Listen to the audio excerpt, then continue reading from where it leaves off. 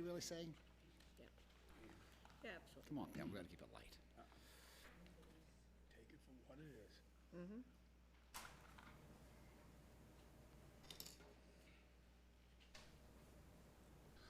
I hereby open this meeting of the Tyngsborough Conservation Commission under the State Wetland Protection Act, Mass General Law C-131S40, in accordance with the Town of Tyngsborough Wetland Protection Bylaw on this day, September 13th, 2022.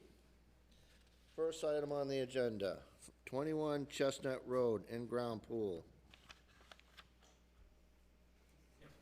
You want to come up to the mics, please?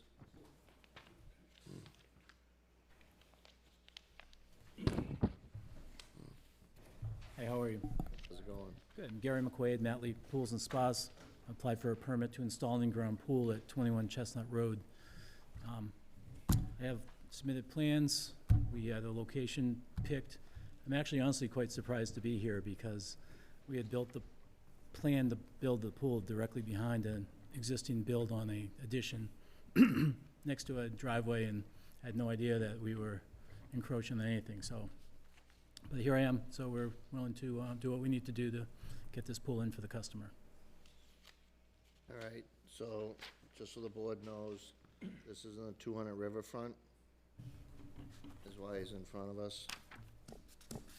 Chase will explain the 200 Riverfront to you guys, why that stream is a riverfront.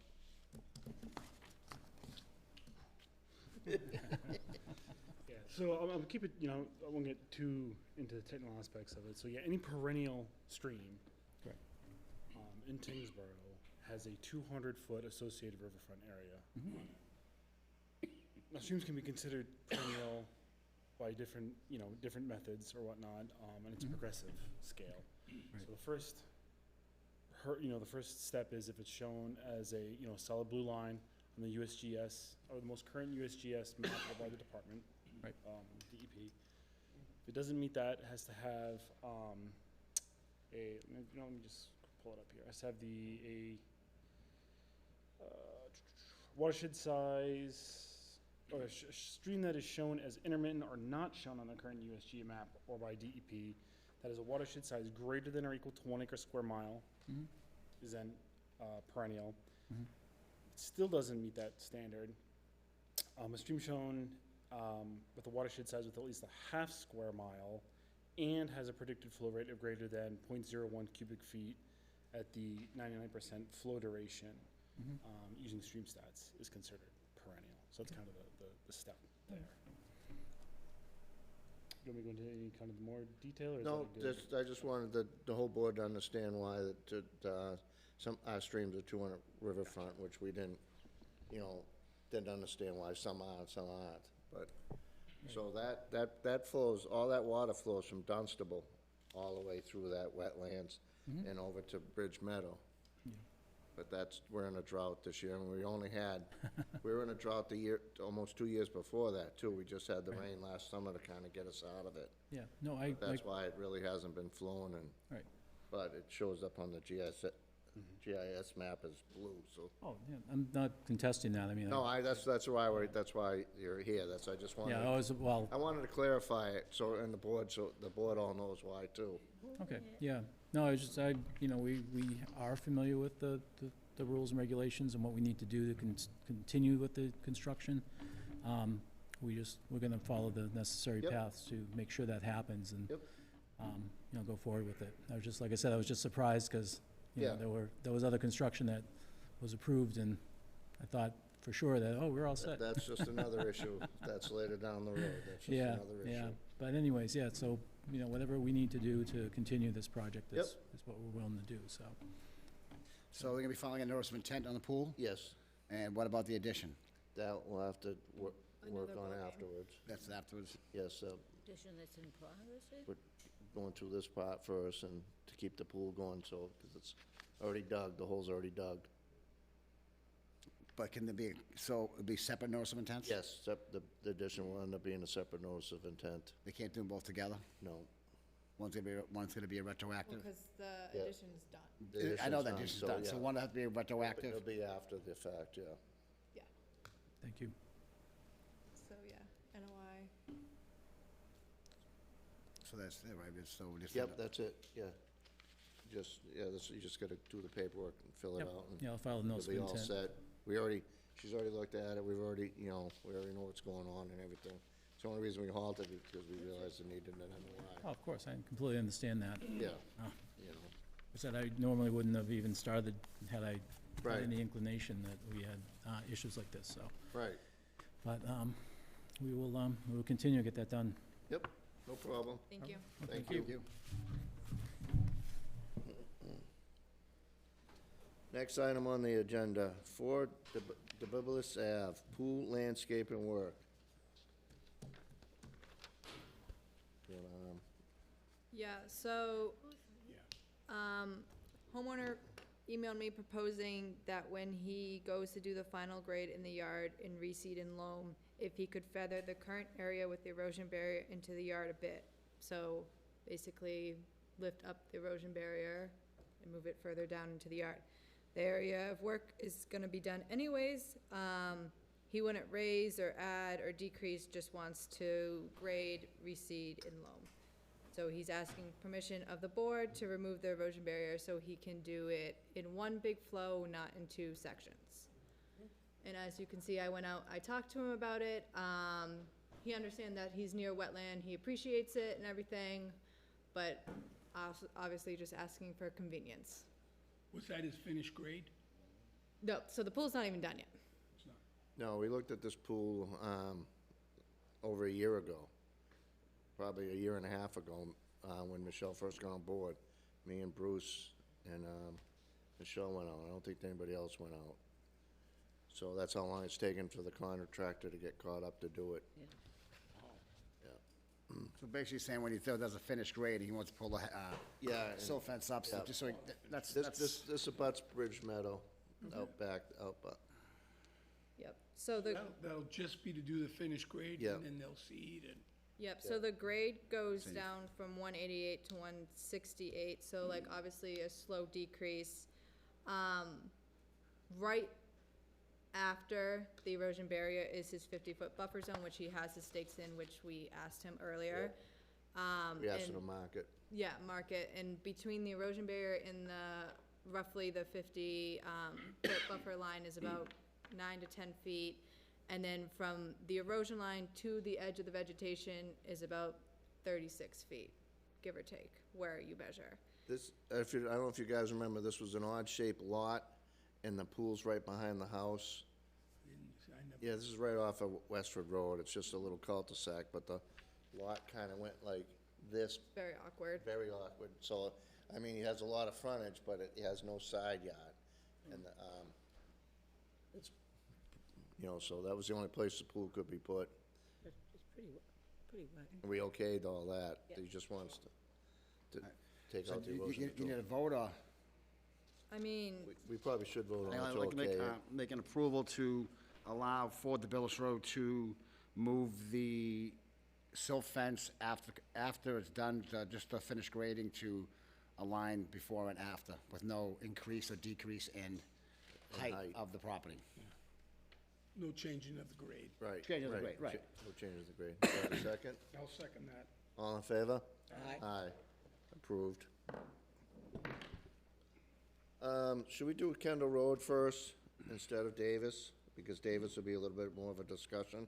yeah, All right, 93 Kendall Road, right of first refusal. This is out behind the, Highway Department, Okay. so, But basically, to me, there's acreage behind the park and ride. yep, And Yep. so Brock's is looking to market the property for, I think, 400,000 square foot, 2 buildings of commercial warehouse facilities. And it's not positive yet, but they're looking to donate 2 or 3 acres also to the highway department. It's not set in stone. In the backs of the highway department have a little bit more. The CPC was, they brought this to us last week to see if we were interested in the property. But the way we looked at it, there's actually, sewer betterments that we would have to pay, appraised values, and the land itself is not really conclusive for us to spend that amount of money, whereas the property, it would be better off for the town for the commercial development of it, industrial development of it, where it's right off the To be highway. developed. To be developed. You know, it's, you know, the selectmen felt the same way. The vote was a unanimous vote of the CPC also for us to pass on this property at this time. We didn't feel that it was in the best interest of the CPC or the town to buy it, just to hold it for open space. Right. There's really nothing we could really do with it. And where it's, you know, we always talk about the town getting some tax revenue in. Right, out of it. You know what I mean? This is Rox's old gravel pit. Right. And it abuts, Locust Pond. But the town did need some of this. The for- town needs it for the highway department, I yes. was- Yes, I mean, They've I been, know, they've been using it. Right. I know there was talks with them, that, you know, nothing's been formally said, written down, but they were talking about donating a couple, 3 acres of it to the highway department for more land for them to use. That would be nice. We could probably put our sewer department in there where we're renting right now. That's another story, one other day. But One other department, yes. we need it. Yep. Anybody have any questions on Just it? back up to the Bell property. No, the other Yes, it side. does. The other side of Kendall. Bell is on the No, it's on, even it backs up to Bell. It does? Yes, it does. Bell is uneven. Huh? Tina Bell? Are we talking about Tina Right Bell? across the street. Right across, Oh, this Bell. Right this here. Bell, yes. Yeah, across It the backs street, up to this Bell, yes. Yes, it does. But we'd obviously need some sort of protections when this thing comes to fruition for It's already- making sure the Bell property is Yes. adequately Protected, yes. protected. Yes. Right. But I think it's a good idea. We could use the revenue in town, and they're not paying taxes right now anyway, so. Right, If you've ever walked the property, right, it's tough.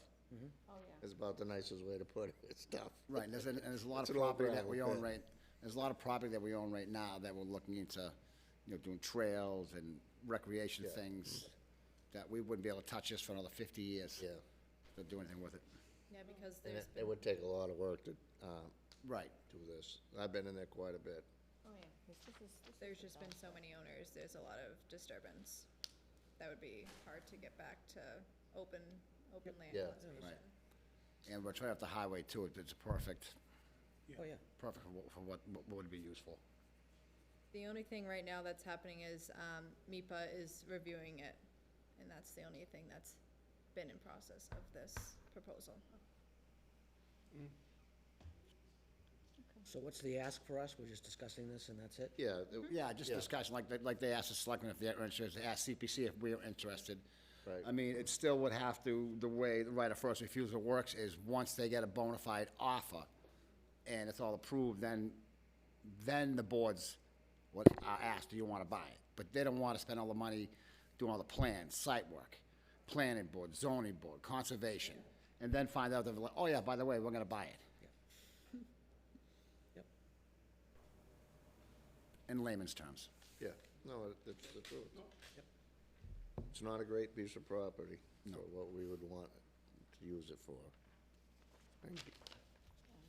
And I've looked at their rough plan, because I went out on a site visit, with the town engineer, and the engineer's proposing it, that they're pretty much gonna go around the wetlands.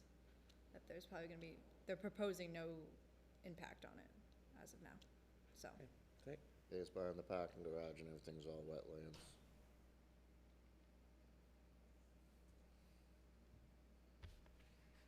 Any other questions on it?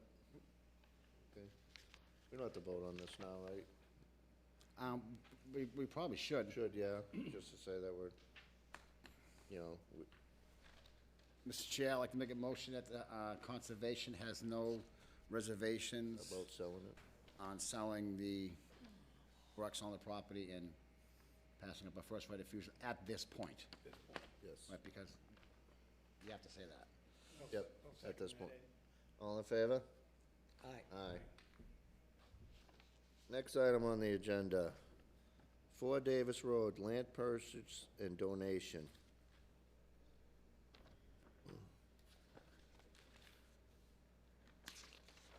So does you want me to read this? So this one here is, well, you guys all got this on the email, but I'll read it anyways. You guys did get my email on this? Did you have a chance to read it all? All right, so It says, "Hello, board members and department heads. Ann Gagnon has inquired if the town of Tyngsborough would be willing to sell parcel 3-12, 23 acres located off Davis Road for appraised value up to $54,800, excess value of $2,380 an acre to the Mass Department of Fish and Game for conservation purposes." And it says, "Please see attachment." The property is landlocked and no road frontage. Mrs. Gagnon is hoping to donate a portion of the abutting parcel to the Mass Department of Fish and Game as part of a divorce agreement, so there will be access for the public. At the last Board of Selectmen meeting, the board asked what the benefits would be of selling the land to Mass Fish and Wildlife. Ms. Gagnon responded as follows: "The town would not only benefit from the profit of the sale, but that it would remain more protective under the state property, as land trusts are able to sell their land for profit and in order to buy additional land down the line. Unless there is a conservation restriction on the land, unless there is a, so while the Department of Fish and Wildlife has never done this, the state will monitor the upkeep of the land, relieving the town of the responsibilities." Mrs. Gagnon notes that her presentation regarding the property to the state is on Thursday, September 22nd, 2022. The board, asked for additional comments on it. So my comment was basically, Fish and Game, or if Fish and Game ends up with it, it's still the same as conservation land in the long run, as long as there's access to it. If there's no access to it, then it's useless. And I looked at it this way: if the sale of it should go to the future land trust and not to the general fund for, to have, if it can be done that way. That was the only thing I had put out there for the email. Because if it goes to the general fund, it will just, I know Chaz hasn't, but if it goes to the general fund, it benefits the town, but not, future land. Chaz? So I was at the Board of Selectmen meeting last night, and I'm a little disappointed that we did not get a chance to get this board together to discuss this prior to them making the decisions that they made last night. So last week at the CPC meeting, I floated the idea of, why are we selling this property? We should be using this property and trading this property, if that's what we decide would like to do, for the property that is in the middle of our town center, which is next to the new dam and the parking lot, which has been overgrown. It looks awful, and we should be entering into a discussion, rather than selling this, we should be using this as some sort of a bargaining tool to say, all right, well, let's get both pieces of property appraised. Let's maybe do a land swap so that we can take control of that. We can turn it into a nice little park with some benches and maybe a couple of picnic tables. When I floated that idea in front of CPC the other night, they loved it. They thought it was a great idea, and that was the road that they would like to take. Last night at the Board of Selectmen meeting, I think it did not fall on deaf ears, but Ms. Gagnon first said that, well, that's something that could never happen because it takes the legislature to act on Chapter 97 land, and it just won't happen. But by the end of the conversation, it became sort of, well, okay, let's explore these possibilities. The Board of Selectmen voted to move forward with allowing her to present this to her land committee, but it would not be contingent on any kind of sale or trade or anything else. One of her arguments was that the land would have to be of equal value as far as wildlife goes. So if we wanted to trade a piece of waterfront property that we had in town for waterfront property in our town center, that could possibly be acceptable, but that trading 23 acres of virgin forest would not be the same thing as, so I don't know, I left the meeting a little disgusted, to be honest with you, that, I mean, I watched it too. felt the same way at certain points. You know, when they, you can't have one without the other, to me, which is unacceptable. And I made that point clear today to other people, that, I mean, if we're giving up, like the question you asked last night, why wasn't the town offered that land? I mean, we own the 26 acres. $50,000 to this town isn't gonna do anything. No. It's not gonna make or break this town. No. It's chump change, really, when you think about our budget. Won't even So, buy a pickup. yeah, so, and I found that the acreage that is gonna be donated is 26 acres. That's what the easement is. I don't know if you knew that. No. Well, I found that out today. That's what the easement is, 26 acres. So but she said she wanted to donate to Fish and Game instead of the town, which is fine. That's her prerogative. She owns the land. And here it says Fish and Game would take care of the land. If they take care of the 26 acres, like they're taking care of the 1 acre over here, all right, it's a disaster. So in my view, they say, oh yeah, we can't, commingle them, we can't have one without the other. Well, if they're not gonna work with us on that 1 acre, just hold the 26, right? I agree. I think we're crazy to sell this thing for Right. $50,000. I mean, I'd buy it for $50,000 for Right. crying out loud. so what they basically said last night, they said, okay, we'll entertain, she can go now and talk to, and say, but there's nothing set in stone that we have to. I think a few of the selectmen were in with your agreement, you know what I mean? They were with you. It's, I can't see how anyone would not want to take control of our town center and finish it off. right. That's the last Right. piece that really needs to It be. would look much nicer if the banks were clean of all Right, the, because like every time the we want to clean the invasives that are in bittersweet there. over there, or do any bank work, we have to go to Can Fish we and pull Game. that- And, We have pull to up a ask picture permission. of, Oh, God, they Lower were Flint awful. Pond, They were just so off I with can- the dam, they were off with right, everything. but that's another point in this whole thing too, is the dam. Because if we take that whole piece, now we take ownership of the dam down below. So that's part that we gotta watch out for also too. The So dump the lower dam is nothing. goes under Kendall Road. No one knows who owns that. Right, Fish and Wildlife says they don't own it. The town, we say that we don't own it. Fortunately, it's still in good condition. right. But that's a state road. Okay, but, But That goes over it, right? so So does maybe the the state state own it? owns it. Right. All I know is that was a bit of a point of contention. And, I can't imagine the state having spent, $1.2 million on that dam and parking lot to say, okay, Tyngsborough, here you go. But yet, we do maintain that parking lot. Right. We do plow it in the winter.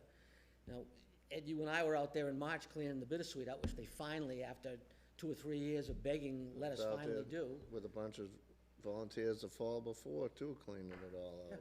So, it's, And it's not actually the parking lot we're gonna, No. the parking lot will still stay with Fish and Game. Yeah, I don't want the dam, I don't want, they can But the keep- parking lot, it's just the open space. it's the open space. but they also own the high water mark. Yes. All the way around. Yes. Lower Flint Pond. Right, so right now, that 10 feet, so if we want to go in there, clear that bittersweet right now, which we've been talking about for the last month. Yep. We have to get approval from Fish and Game. We have to beg them for permission. Right, And, they were supposed to go out and mow the lawn on the other side of the dam twice during the summer. They're supposed to, make sure that the drain from Upper Flint Pond works in case we end up in an emergency situation. They haven't done any of that. right. I called highway department to get rid of the big huge wasp nest that was on the, dam when you first walked to it. I don't know if you've seen it on the right side. Oh, yeah, I It have was a seen that. huge wasp nest, and it was brown, just like the painting of the, fence, yeah.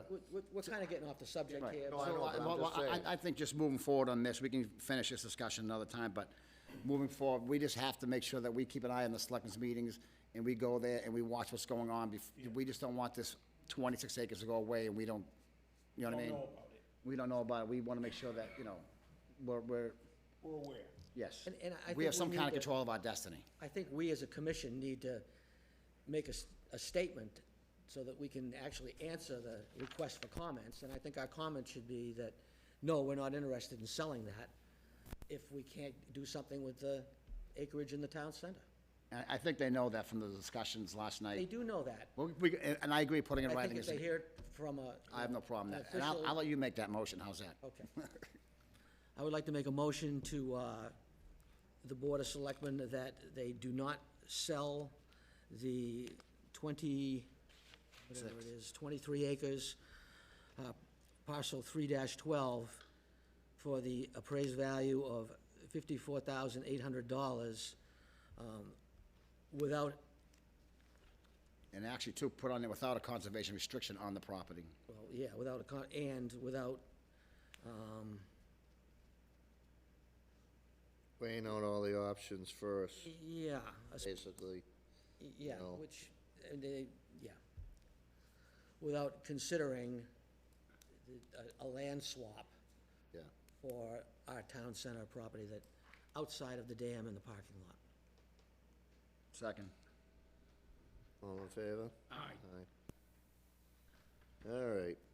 Next item on the agenda. Certificate of Compliance, Swan Pond Estates, Phases 1, 2, 3, 4, 28 Jamie Way, ET and all? Et al.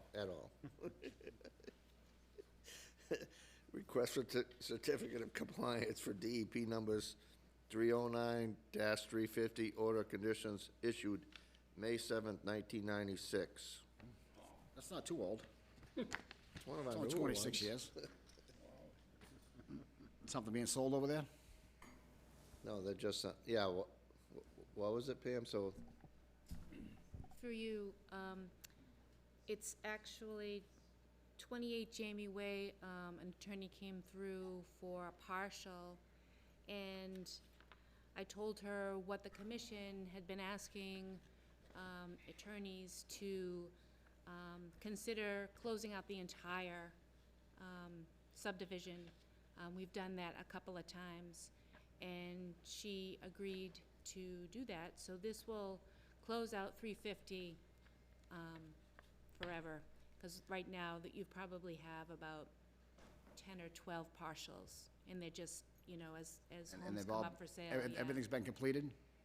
Oh, yeah, it's an old subdivision, All right, yes. Michelle, I can make a motion to approve the request for a certificate of compliance with DEP number 309-350 Swan Pond Estates, Phase 1, 2, 3, 4, 28 Jamie Way. I'll second that. all in favor? Aye. Aye. Aye, approved. Next one on the agenda, 127 Frost Road, request for certificate of compliance, DEP number 309-542, order of conditions issued April 11th, 2022. Originally June 12th, 2002 originally, June 12th, 2002, amended.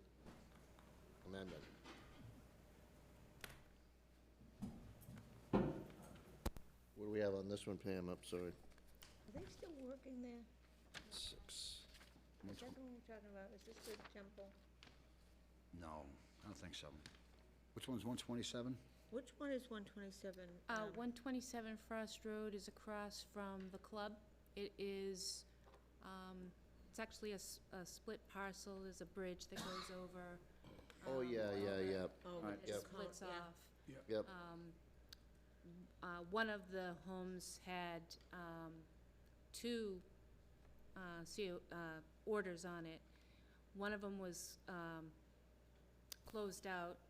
The other one just never made it to be closed out, and 127 is trying to sell the home, so they just need to close this out in Sure, order to okay. sell the home. All right, Mr. Chair, I can make a motion to approve the certificate of compliance, DEP number 309-542, issued April 11th, 2002, 127 Frost Road. do I have a second? Second that. All in favor? Aye. Approved. Next one, 52 Willowdale Ave, request for certificate of compliance for DEP number 309-263, order of conditions issued November 10th, 1989. Ooh, now we're getting there. I think our oldest one is like 83. Two Willowdale. Same situation. Home is up for sale, and the title search found in open order.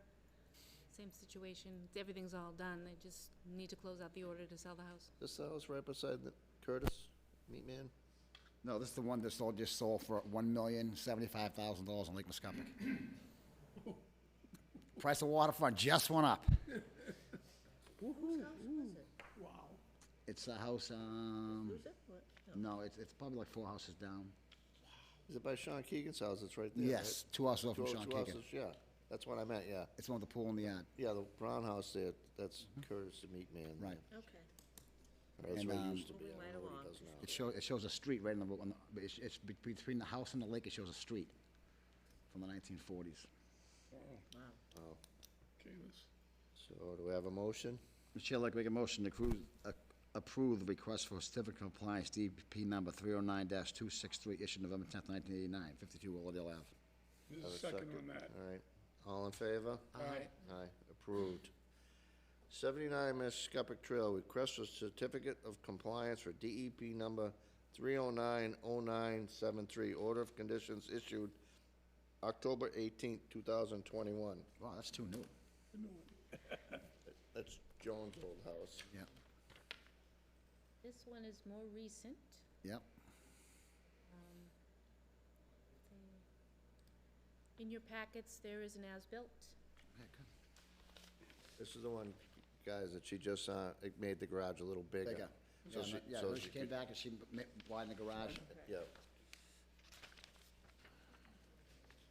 Boy, it's $675, that was a good deal, now. 79, Pictures are up on your screen. 79 Massimo. Okay. Yeah, you really can't even tell that they, yeah, you wouldn't even know if you didn't know the whole property, drive by it every day. I mean, all they did was expand the garage, I think, 2 feet or 3 feet. yeah, just enough just to get the Just car. enough. Okay, so Yeah, Get the so, car in so and it's out a over real the door. garage, this, so you could open the doors. Yeah, they did a good job, you really can't even tell that they did any work. So I took pictures everywhere, the whole yard, so you could Yeah. see there's no erosion, no nothing. Everything's been picked up. Yeah, they did a real nice job, I mean, you Yeah. can't even tell. That wall, if yours is down, is coming down really nice, too. Yes, I'll do that on new business. Yeah. Mr. Chair, I'd like to make a motion to approve the request for certificate of compliance with DP number 309-0973 for 79 Mescupic Trail, issued October 18th, 2021. Do I have a there's a second on that. All in favor? Aye. Aye, approved. So, next one on the agenda, public hearing, 406, 424 Middlesex Road, map 11 and 12, parcel 2-0 and 29A-0, DEP number 3090987, Zachary Scheinberg applicant for a notice of intent for construction of 4,902 square foot warehouse facility with associated grading utilities, continued from August 9th, 2022.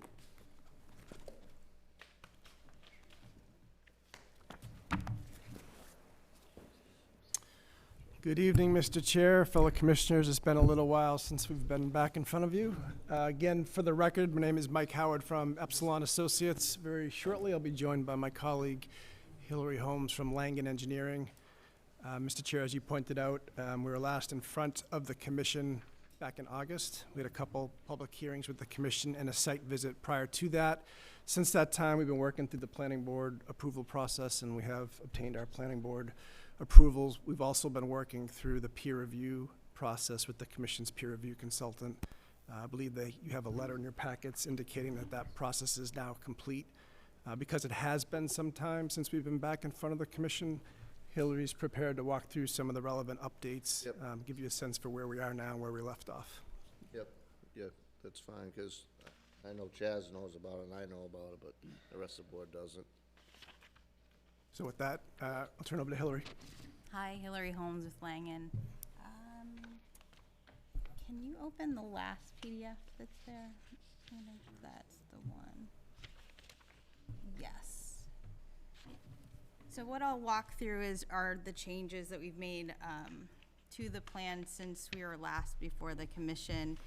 The majority of the changes are related to the stormwater management design as well as to the planting plan. So at the end of July, we had our planning board hearing, and we also had a stormwater management working session that was with the town planner, the town engineer, the planning board peer reviewer, as well as the Conservation Commission Chairman, Ed Derby. And it was really to address one of the comments that was outstanding, where we had requested a waiver for the discharge of stormwater volume at 3 design points in our post-development condition. We were proposing an increase from the pre-development condition. basically the town didn't feel comfortable with granting the waiver, so they were looking at what we could do and what revisions we could make to the stormwater design to comply with the town's requirement. So the changes that we made to the plan in order to comply with the stormwater discharge volume and make sure that it was meeting the town's requirement was that we enlarged infiltration basin E3, which is the one at the far top of the plan.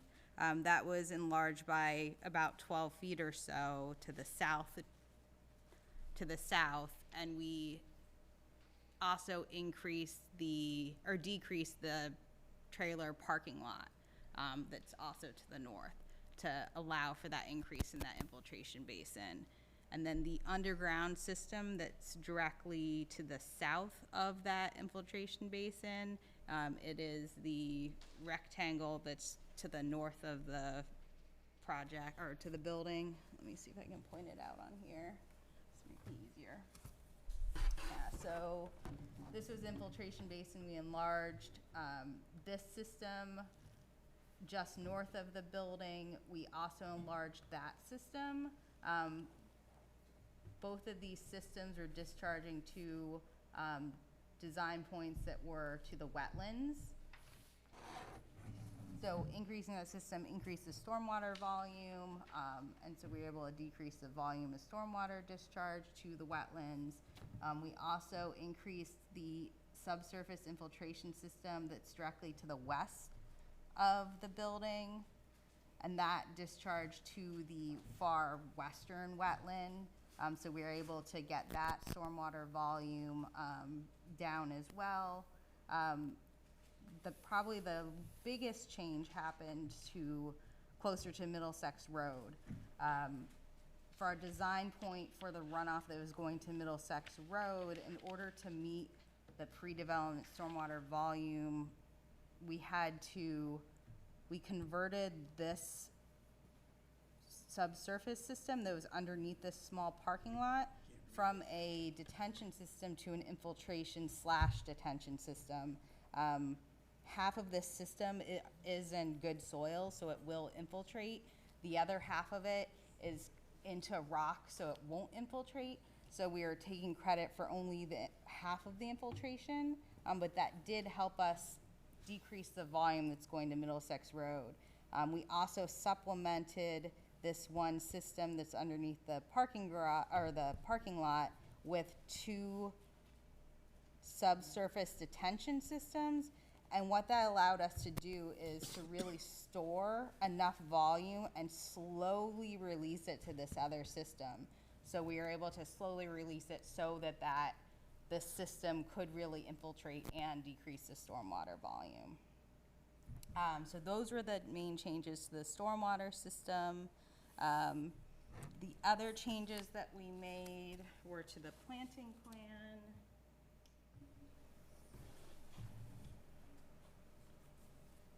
For the planting plan, we added some trees to the plan, as well as in total we have 253 trees proposed, and we have 395 tree whips, which are those young, smaller trees proposed. Most of the tree whips were added on the perimeter of the site closest to where our limit of disturbance is, which is also closer to the wetlands, so really to act as like sort of restoration, planting restoration for those zones. We did receive a comment at the planning board hearing in August asking if we could increase the number of trees in 2 particular locations. One was to the west of this infiltration basin here. So we did add some more tree whips in that zone, and then also to the north of our driveway, if we could add some more tree whips here. This area proves to be a little bit more of a challenge because we have such a cut condition within rock. So we added the tree whips closer to the north where we had more of a cut condition, sort of where we could. Let me see. So that summarizes most of the major changes.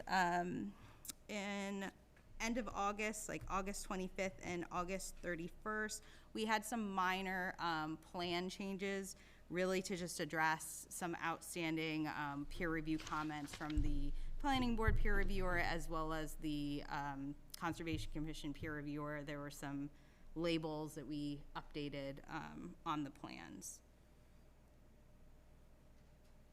But really, those were the major changes. Are you satisfied with the stormwater change? I know we talked about upgrading the stormwater under the parking lot. Yeah, they have increased the stormwater under the parking lot. Yes. Right, I saw that. And, I know we talked about that at the last meeting. yeah, Yep. so, I mean, it's, Planning board's happy with everything? planning board's happy. It's a very difficult piece of property to try Yeah, we know and that, Right. yes. get this all to work. I think they've done a great job Yeah. trying to put this all together, and, It's good to get Yeah. that property utilized. yeah. Yep. Yeah, that was one of the big concerns we had in the beginning, that, because we had other people come in, look at, wanting to develop that, and backed away from it. We walked that, what, 13 years ago? Yes, yeah. Well, we walked it too. Right, I'm saying Yes. the first time we walked it Yeah, yeah. was 13 years ago. Yeah. And I'll also say that, they've done a great job in adding more trees and so forth, It which I sounds like asked for. and- 250 and then 300. Yeah, I mean, they've really done everything I've asked them to do, Yeah. pretty much, so I'm very happy. Yep. Anybody else have any? Did we ever close the public portion of the hearing? No, I don't think we did close the public portion. Would you like to make a motion to close the public portion of the Do hearing? we have anybody here who wants to Oh, yeah, speak? Anybody in the public want to speak on this? All right, now we can close Would it. Chair like to make a motion to close the public portion of the hearing? And I'll second that. All in favor? Aye. Public part of the hearing is closed. So we have, Chaz, your turn again? We'll take turns. Mr. Chair, I'd like to make a motion to approve just the stormwater, is that all we're, notice of intent for construction. okay.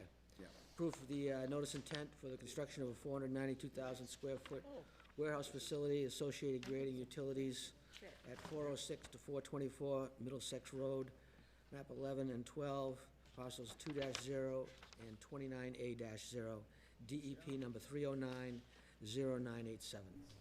I'll second that. All in favor? Aye. Aye. So it's approved for DEP number 3090987 is approved. What, guys? Thank you very much. If I could just briefly, very briefly, on behalf of my client and the project team, we really do appreciate the commission's thorough review and professionalism. I think we have a better project now, having gone through this public process with you. So thank you for your patience. We're glad we met the goals that you challenged us to meet, and we look forward to moving forward with the project. I want to make sure we thank you for that, so thank you very much. Thank you, thank you for bringing the project to town. Appreciate it. Thank you. Thank you.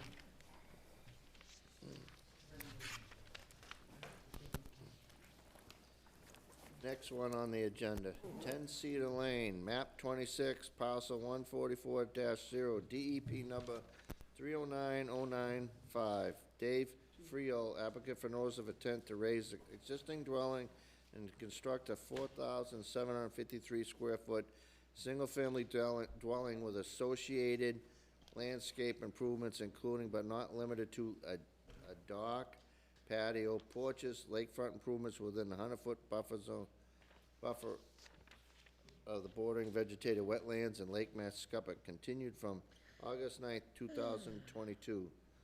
So we need a motion to continue this to September 27th. Michelle, I can make a motion to continue 10 Cedar Lane to September 22nd? Second that. All in favor? Aye. Aye. So 10 Cedar Lane is continued. Jesus. Next one on the agenda, 116 Kendall Road, map 13, parcel 3-0, DEP number 30, Glenn Cole, applicant for notice of intent and stormwater management permit for the development of a 17.9 acre parcel with 5.87 acres of contiguous upland to construct a 4,800 square foot greenhouse with nurseries, stock area, associated grading, utilities within the buffer zone of the existing wetlands, continued from August 9th, 2022. Good evening. How are you? Good. Good afternoon, Mr. Chair, members of the commission. Did you read off a DEP number? No. 309 dash question mark. 309. Okay, that was Brad, gonna say. did we get one yet? No, I was gonna say, I looked before I left the office and there No, wasn't one, I so. always just do 309 and leave it. Well, thanks for your time. I guess we're here for, basically just to give you guys an update and where we were at from the last time. Some of you may remember, we were given some walking orders.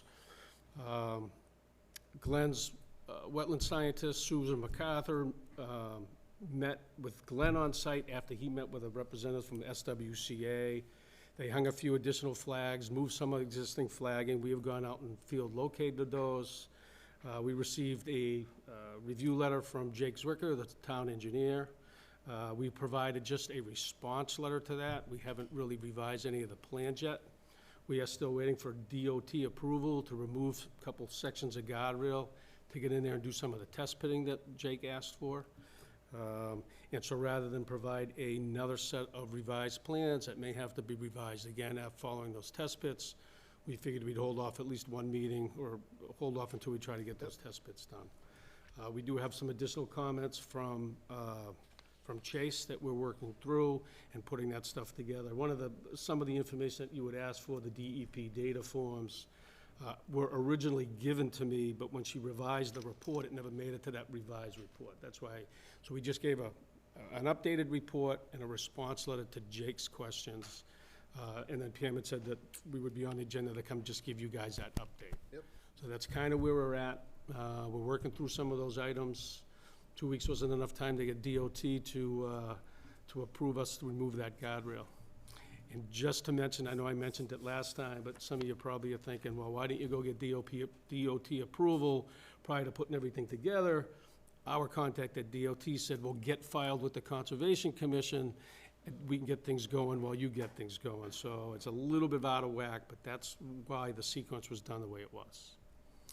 And so that's kind of where we're at. So you look at this just for continuous now till. Yep. We really do, again, that we're here just to, just in case you guys received any input or whether anybody from the public was showing up to provide any concerns or issues, and we could take those under advisement while we're revising things, so. Mr. Chair, I got some major concerns with this project. Yep. There's a stream that runs, I mean, this whole area that we're looking at here, surrounded by wetlands. It all empties out into Flint Pond. We're looking at, you know, a proposed gravel mason area for plants. How many plants do you think you would have out in there? I'm concerned about fertilizer washing out and washing into Flint Pond. We're spending over $10,000 a year to try and fight the invasive weeds out there, and we're losing that battle. I certainly don't want anything filtering down into Flint Pond.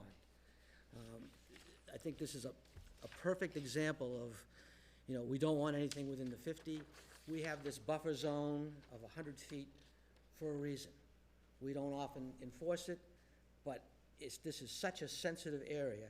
And if you look at the National Heritage Map, you can see the river that comes underneath Route 3 being fed by Locust Pond and the waters, the ponds that are on the other side of Route 3. All that flows right through. When we put the, years ago, when we put the Flint Pond Study Committee together to look at what we could do out there, it became very apparent that the Flint Pond is the catch basin for everything from Nashua, Westford, Chelmsford. Everything flows through there on the way to the Merrimack. I'm extremely concerned about having any kind of a fertilizer overflow into this, and I would really like to see everything out of the 100-foot buffer zone. Well, that's not So the buffer zone here is marked in the orange. Yes. Burnt orange? And you can see from that everything is, it's surrounded by wetlands. There's a river which doesn't show on here, which comes underneath Route 3. And that feeds directly into Flint Pond. Anything washing through, any fertilizer, is just gonna make that thing explode Right. with weeds. And we're already spending, like I said, over $10,000 a year to try and maintain it, and it's a losing battle. So you've gotta do something to make me happy. We're certainly gonna try to do that. If you look at the topography that is gonna be proposed in the end of it, there's a berm between what we're doing and the actual, what you're calling a river that's no wider than this table. At its highest point, you can literally see where it's ate its way through the muck and stuff. But in order for anything to get to that river, it'd have to climb up over a bank and then go back down. And when you're growing plants in nursery stock, everything's typically on drip irrigation, and the fertilizer is controlled extremely well because of the cost of fertilizer. There was a study done by the USDA at one time, making a big issue because everybody was saying that farms over-fertilize. It's 100% false. The over-fertilization comes from homeowners who have, oh, look, I got dandelions, I'll buy 3 bags of weed kill instead of 1 bag. A guy putting down 100-pound bags of fertilizer and chemicals is gonna use the exact amount because it's a cost factor. Well, I think too, what it's all saying, it's not the fertilizer gonna climb over the burn. Right. When it hits the soil, it's gonna penetrate the soil and get infiltration, then it's gonna go right, it ain't gonna go over that berm, it's gonna go under it. And I can see his point. Right. But maybe that's something we can look into, like I said, I'm not into nurseries and farms, I don't know how the Right. drip irrigation works, except it drips fertilizer into it. I mean, there are organic fertilizers, you know what I mean, which I know we ask people around the lake to use organic. Yes. So it does help the wetland areas. Right.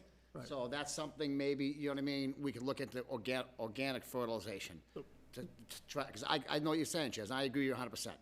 Last thing you want is dumping a bag of, 4-in-1 Scots into the pond and have it turn nice and green. Right, I mean, we're fighting chestnuts out there, It's a- which are gonna end up in every pond. because So we something can't to look control into them. is, No, It was a point taken from the last time. Yeah, We're we can doing look some into little that. research into fertilizer. As far as the stormwater system goes, all the runoff from the developed areas go into the basin. We're designed to accommodate up to the 100-year storm. Nothing comes out of that pond after the, up to including the 100-year storm.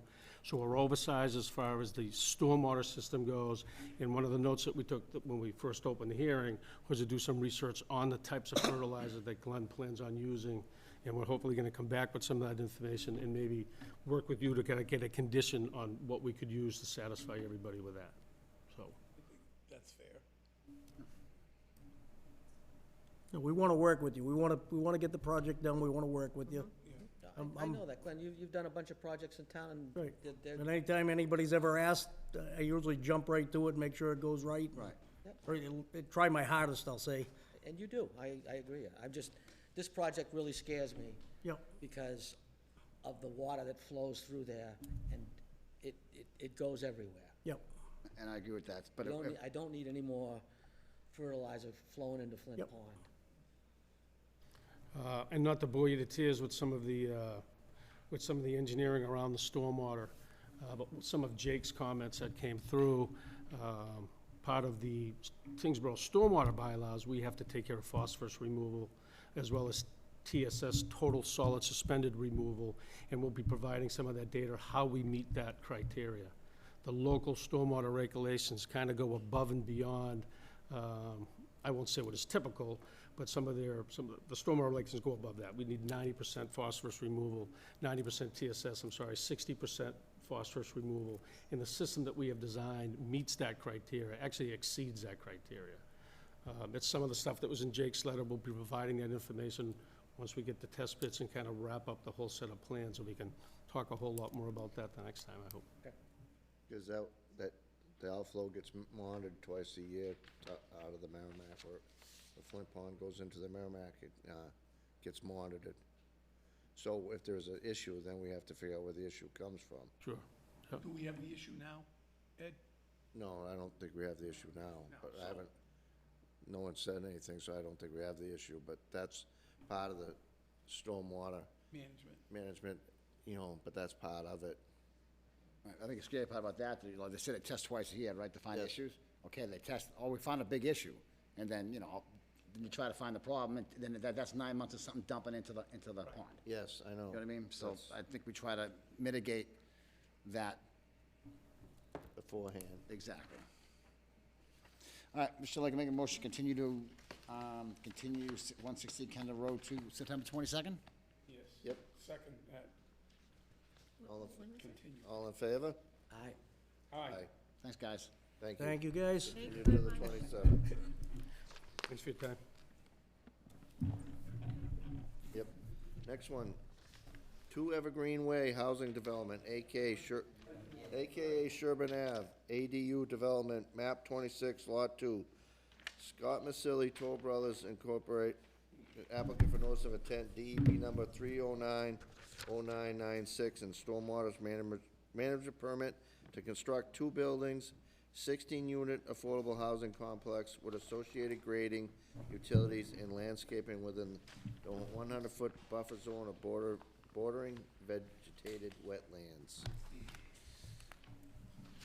New hearing? New hearing. Mr. Chair, I'd like to make a motion to waive the reading of the legal ad and abutters list.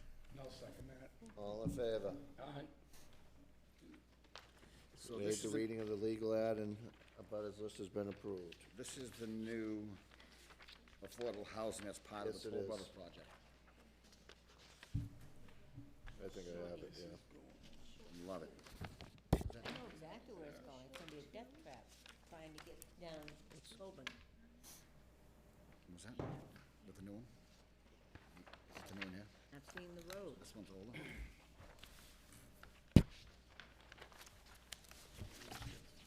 Unfortunately, that's the road I travel all the time.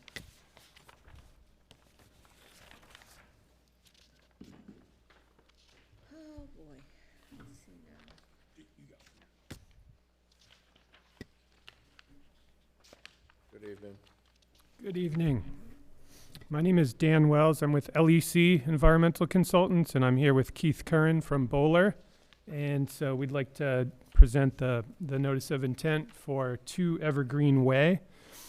As many of you may recall, this is part of the Enclave development, the Enclave at Tyngsborough, which is a Toll Brothers project. And I won't get into the whole history of it, but for those of you who aren't familiar with it, the former Tyngsborough Country Club was sold, and as part of that agreement with the town was to receive a 2-acre parcel designated for affordable housing construction. So Toll Brothers has prepared the notice of intent.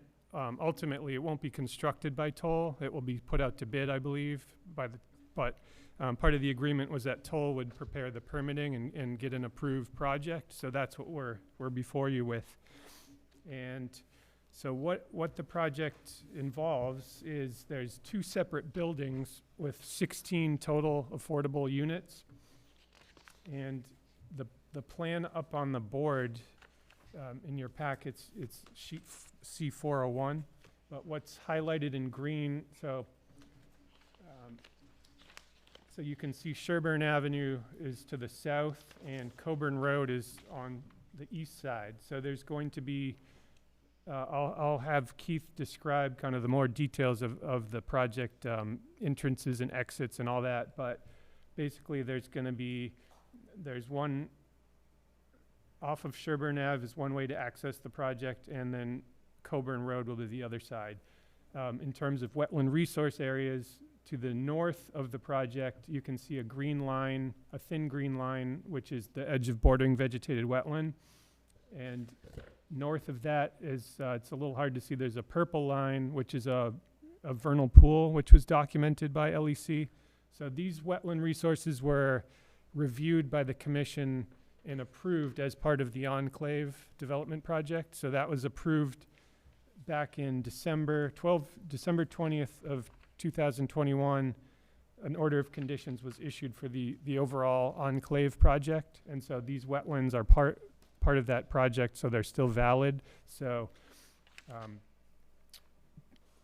that's essentially the extent of the wetlands. So there's no floodplain, there's no mapped certified vernal pools or potential vernal pools, and it's not in natural heritage priority habitat or estimated habitat.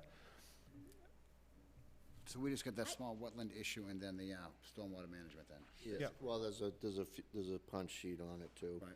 So the area highlighted in green is the area within the 100-foot buffer zone.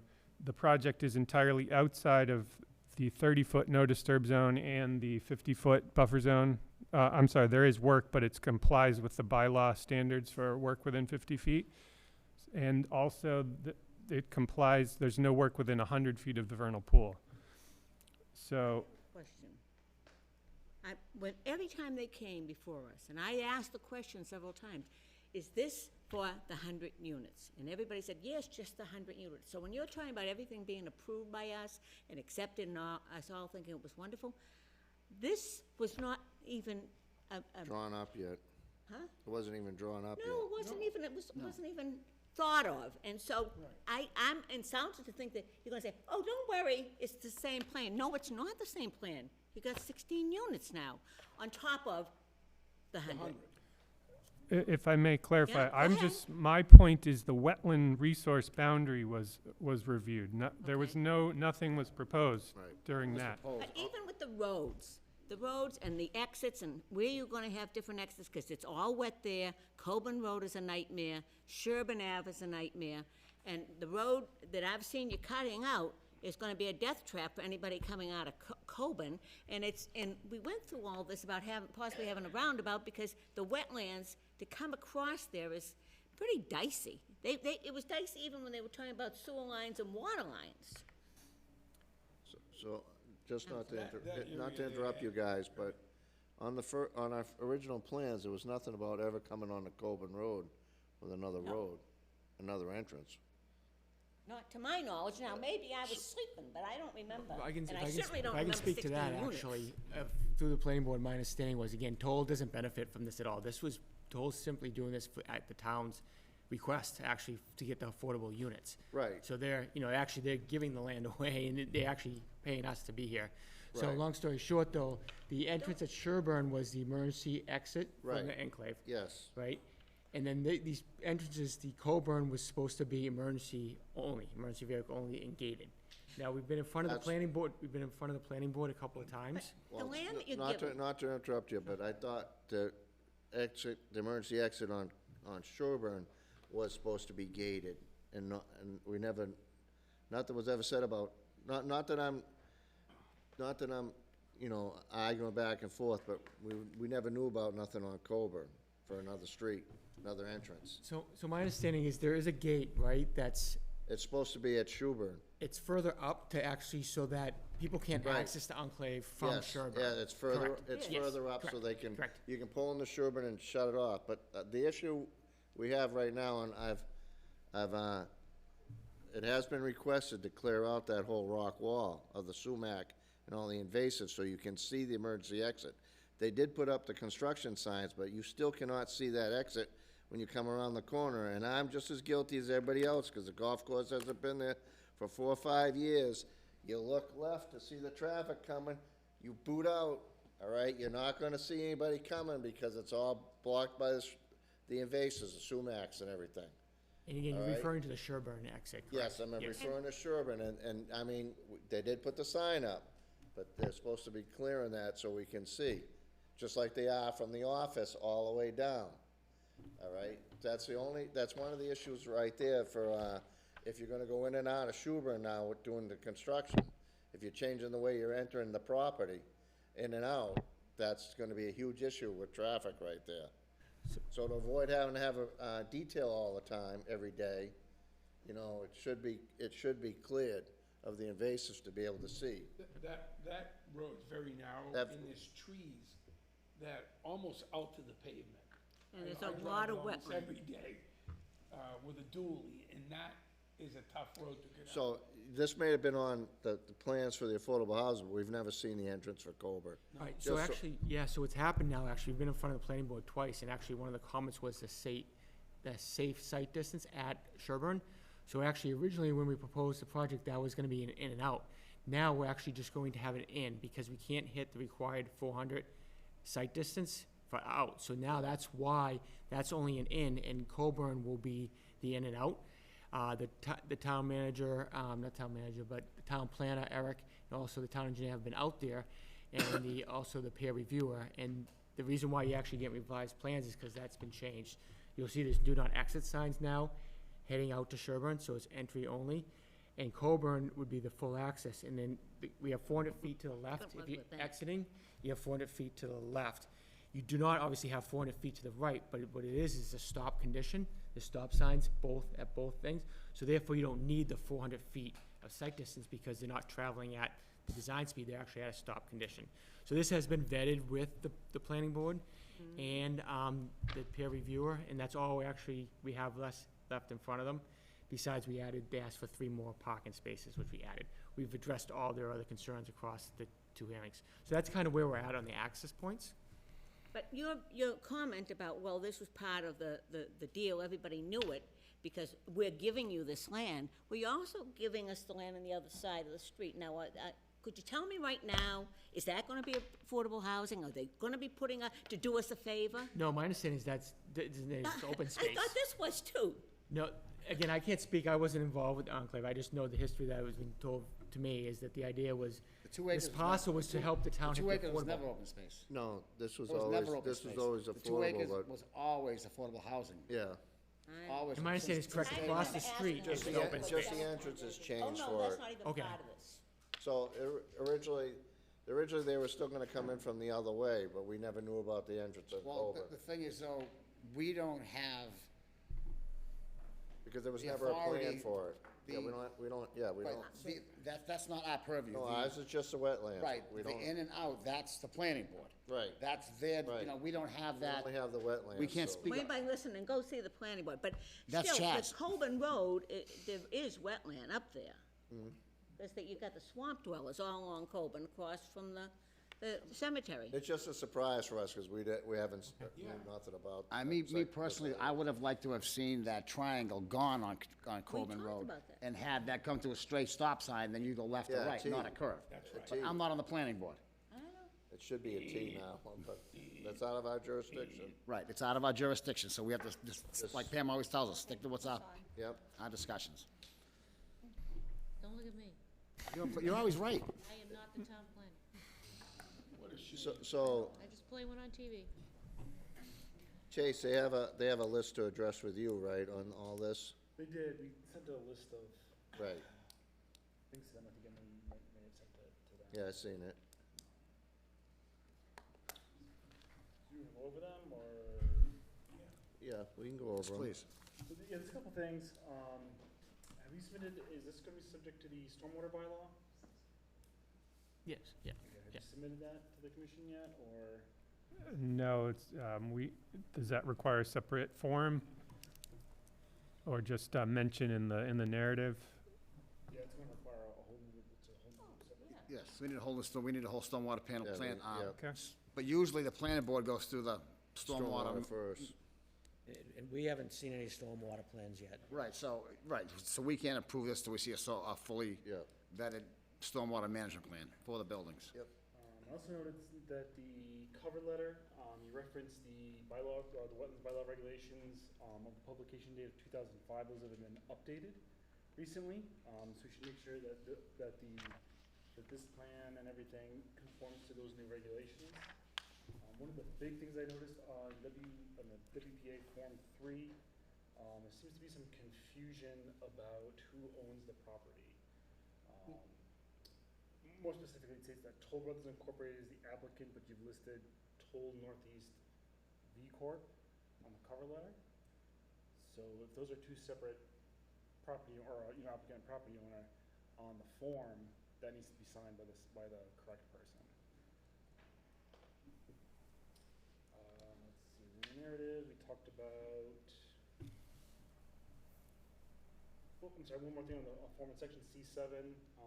They may or not be applicable, but if any of those stormwater things need to be checked, make sure they're checked. In the narrative,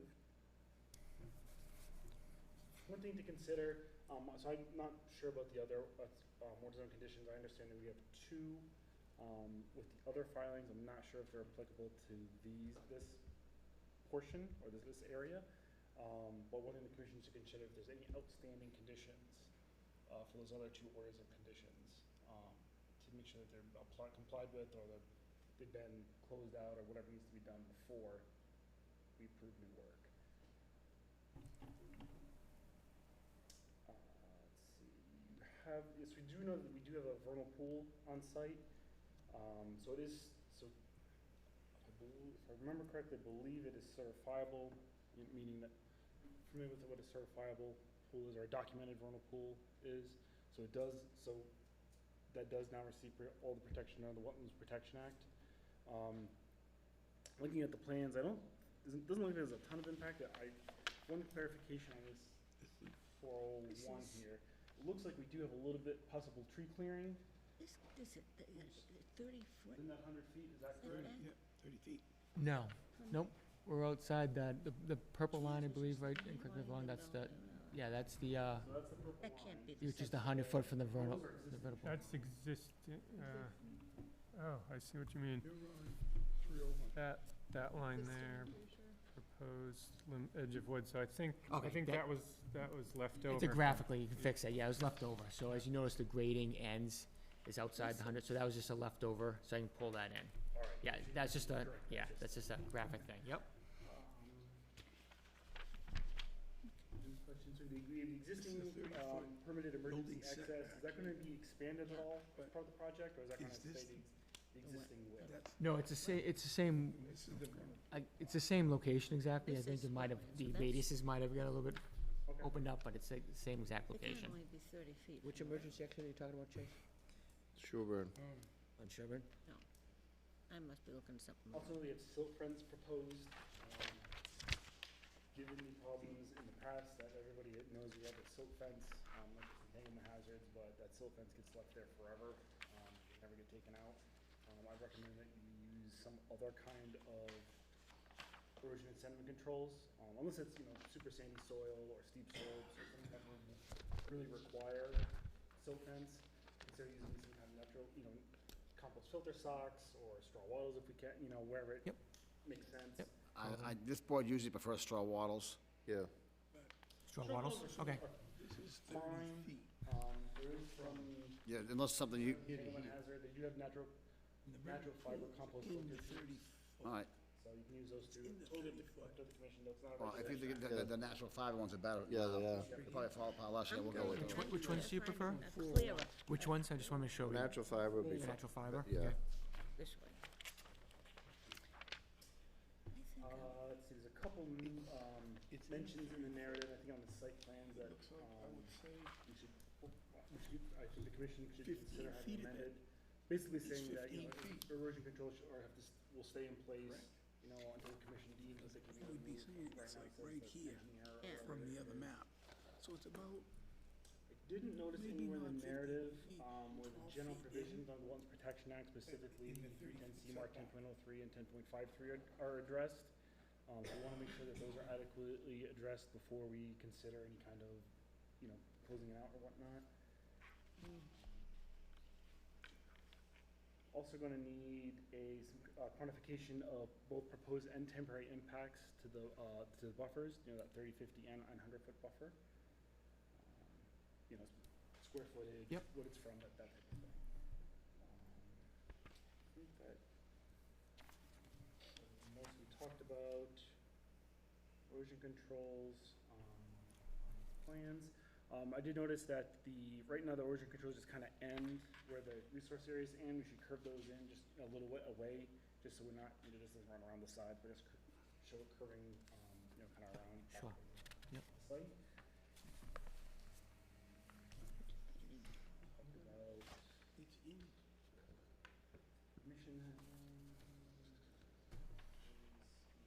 Erosion and sediment control, note 8 references completing final grading 45 days before the first killing frost. I can imagine a contractor having some difficulty estimating when that killing process is gonna be 45 days ahead. I might consider changing that just so they don't, accidentally become out of compliance. conflicts of how much straw mulch will be added. I think in most areas it says, 100 pounds, I think, per 1,000 square feet, I think. I think there is also some areas that say between 70 and 90. I'll double check that, make sure they don't conflict, yep. Yeah, I mean, there's a couple other things, like I think you're in sediment control, note 4 is incomplete, I think there's some X's where like, just a lot of housekeeping type stuff on there. We have another general ENS control note 17, where the contractor must identify the location of materials, concrete washout, fueling, stuff like that. Can we do that as a condition? Just because, again, I don't want to tell the contractor how to, Well, we yeah, don't even know who it's you gonna can be get- right now, how to you can do that. Just say located outside of Yes, yep. buffer zones or whatever, or the commission could condition that, whatever works. And then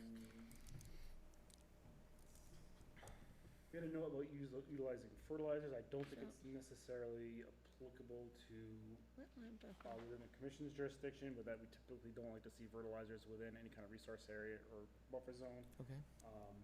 Again, outside the commission's jurisdiction, but did notice we had some cultivars for part of the planting plan. Generally encourage not to use cultivars. I think everything else you have is pretty decent though, as far as, I think it's mostly. They just use all of dots. this is actually good wildlife habitat value and stuff like that. I think that summarizes everything, for our review of that. Questions? Well, I mean, how long, it's gonna take a little while to do a stormwater management plan, I imagine. You're not gonna have that done for the 22nd. I think it's just filling out the form. We've done a full stormwater Oh, you report. still- Yeah, we've already done the full stormwater report, so I think it's just filling out the Have you the had form a that chance you to want. review that yet, Chase, or? I believe, the town engineer Engineer. was gonna review the stormwater Ye- portion of it. If I Okay, may, I yeah, like, so it hasn't gone to you yet. Usually goes to the planning board too.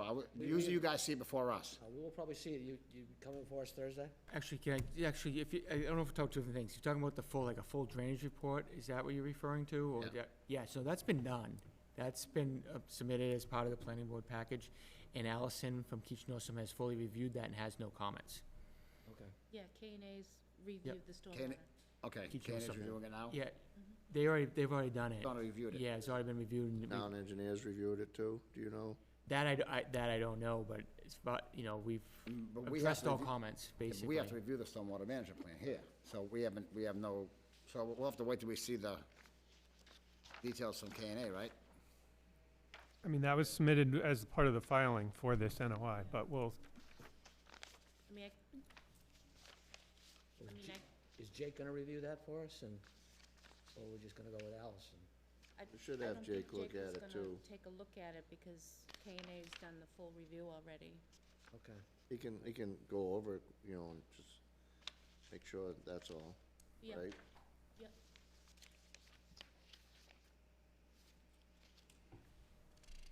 Can we get the wetland lineage in colors?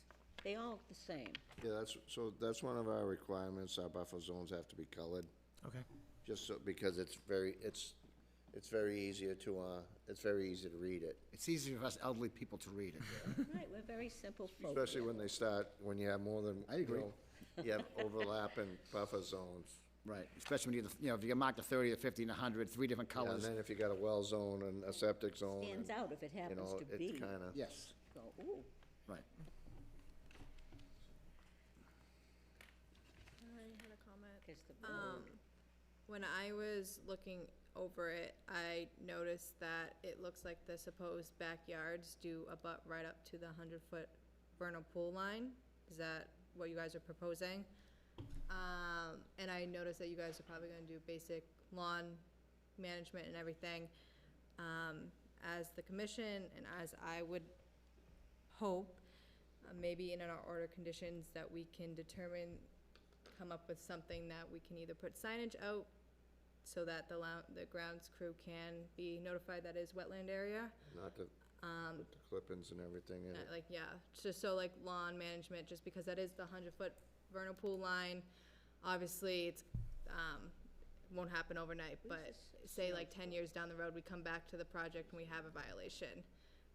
If we just have something in our order conditions that states that we can put signage out, so that in the future, if we do have a problem, your butts are covered, and then we can just figure it out from there. We have done that before on Yes, properties, yeah, we've done it. on the before. fences. Yeah, do you have a preference what the signs say, and we can actually add them to the plans and have them Just in installed? say buffer zone or, Say you know, Wetland resource wetland area, resource area. like It's- basic. Yeah, basic. Okay.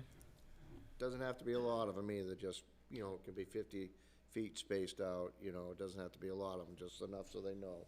Yeah, especially because there will be tenants that come in, and I don't know what their plans are with, like, and I don't know how, are you guys giving them any yard space, like patio, like, are you guys haven't, thought that far? I don't think they've, Not even that far, thought okay. that far. It would be pervious, whatever it is, it's not gonna be impervious, They'll so. keep anybody from yeah. cutting trees down or anything that grows in the Yep. buffer zone and Yep. thinking that they own the property.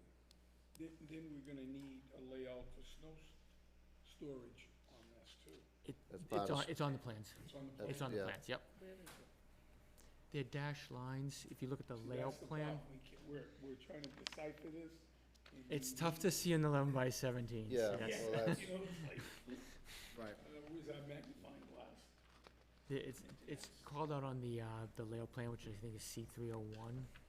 Yeah, that's what we're on. Yep. Dashed is called out, there's a couple of locations. Okay. Proposed bike rack, oh, here it is, here's a little snow. They look like clouds, they look like clouds. Oh, it's okay. Yeah. Clouds, little clouds. so on the landscaping plan, that's coming behind the stone wall, that's along Schubert and everything? I'm sorry, well, It's on sheet Yeah, C301. landscape schedule, C701. You have, what do you plan on planting for trees there? And how far back off the road? There's no power lines there, but I'm just looking for future down the road, being able, visibility. yes, so actually what we did was they had us, when I say they, the planning board asked us to add some more trees. Yep, In front of basically units 9 through 16 along Sherburne, which we have, and then we tucked them close to the curb line to get them as far away from Sherburne Ave as possible. yep, So even though we don't have the 400-foot sightline distance from Sherburne, we have 280 feet, Right. and we made sure that the trees are set back from that, and they're Yeah. not in the visibility. Yep. And we will want to see the planning. yeah, we want to see the planting plan. Right, and actually the types of plants also. No, that's on that, that's on, Yeah, and the I types. thought it was in and the the back ty- here, right? yeah, that should all be on the Okay, landscape plan. all right, yep. I didn't get that far yet, yep. Where is it? So the table, yeah, calls out the quantity and also the, C701 is the yep. landscape. Yeah, that's what, I got the landscaping plan, but I didn't go But- further down to the, notes and Where are they? details, I mean, C702. They're not showing, it's just showing what they are. Okay, They are, I'll read through that. What are they gonna get the where plants are on? they in the plan here? 701. I know, but that's what they are, Like native plants. Yeah, we would like, yeah? when it does come to it, we would like native plants, well, you know, trees and everything. And I'll look through it again too, but just. Yeah, if you wanna look Yeah, through the certain yeah. species that you don't like, let us know if there's other Okay. ones you Yep, do. Yep, no. no problem.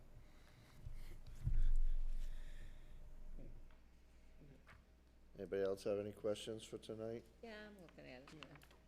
Well, they're coming back anyway. Right, I wanted to see the stormwater management complete, Yeah. complete, there's a few things we have to go over, so, right. Plus, we can take these and look yeah, at we them. can look at, Yeah, and we want it more defined. yeah, Yes. yeah, These plans, Right. because this is really hard to read these. I mean, they're laid out, if you, but they don't have if the. you guys can not get them correct lines. earlier, you know, for us, before the next meeting, the plans, just so that we can, Look at it we bigger. can come in the office and grab them. Yeah. Do you want me to just have some, like, full-size plans delivered?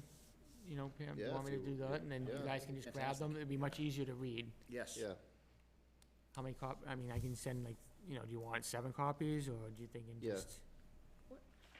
That's fine, I have no issue. Yep, that works for Okay. us. Okay. yeah, thank you. This is the road, Yep. right? So, That's the road, right there, This is all the road. Yep. So it's Okay, one way anybody- going towards. any more questions? coming in, You want to open to the public just while we're. going up. Mr. Chair, I'd like to make a motion to open the public portion of the hearing. I'll second that. All in favor? Aye. Aye. Public part of the hearing's open. Anybody in the audience would like to speak? Mr. Chair, I'd like to make a motion to continue to Evergreen Way to September 22nd. Do I have a second? We have to close it. No, we're gonna keep the public hearing open for the next meeting, if there are questions then. We'll open it now for questions for tonight. The next meeting, we'll close it before we go to our final discussion. Thank you, thank you. Just make sure everyone in the audience knows. Do I have a second? I'll second that. All in favor? Aye. So to Evergreen Way is, continued to September 27th. Thanks, guys. Thank you, guys. Great, thank you. All right, what do we get now? We're halfway through on 12:26. So, next item on the agenda. Director determination, 9 Bowers Ave, repair an existing retaining wall.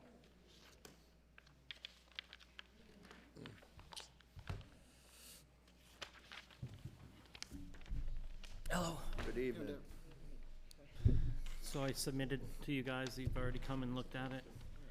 Yep, What do you need from me now? just describe what Just you're describe what gonna you're do. So it's an existing rock wall. I'm just gonna do all my work by hand. I'm gonna restack the existing rocks for the retaining wall. I'm gonna cap the rocks with concrete like they were before. And I'm gonna add riprap stones to the bottom of the wall for erosion. Yep, But, this is on my street, I actually looked at it. I looked at it too. Yeah, it's gotta be repaired, and now's the Yeah. time to do it, the lake's down 2 feet. Basically, what we do, go in by hand, relay the rock, Washed out, Eddie? yeah. It is. And that's It's why, just undermined a little in a few spots, but and basically what I said, you should do is same as my house, but riprap on the wall on the bottom. That'll keep the splashing from undermining the wall. It's all gonna be done by hand, so, And we don't have the privilege of getting our lake ever drawn down, so, I mean, It's down now. it's down. It's down This 2 is the feet. perfect Really time down? to do hey, it. it's up 2 inches from last week. Yeah, it did. Yeah, it went up. It did. You didn't think that little bit of rain would have brought the lake up, but it No. did. It's kinda weird when you live on a lake and you're happy when it rains for 2 days. But yeah, so, I mean, he's gonna do it by hand. It It has to be done. Has to be Now's the done. time to do it. And he's doing everything by hand, so I don't see any issues at all. Michelle, I can make a motion to approve the repair of an existing retaining wall, all done by hand at 9 Bowers Ave. I second that. All in favor? Aye. Aye. Direct determination approved for 9 Bowers Ave. Thanks, Dave, good Very luck. good, thank you. Thank you. Have a good night. Next item on the agenda, 56 Pawtucket Boulevard, 12 by 28 by 30 by, 12 by 28 and a 30 by 30 addition.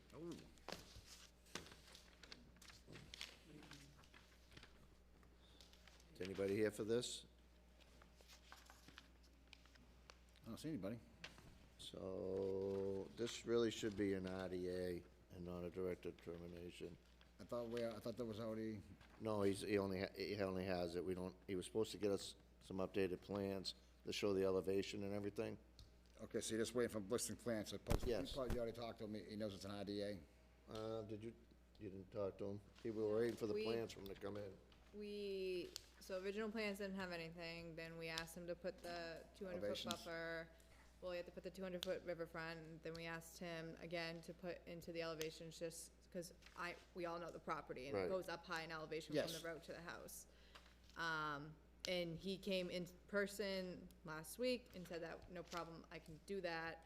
I was hoping he would get it in before the meeting, but I can follow up tomorrow.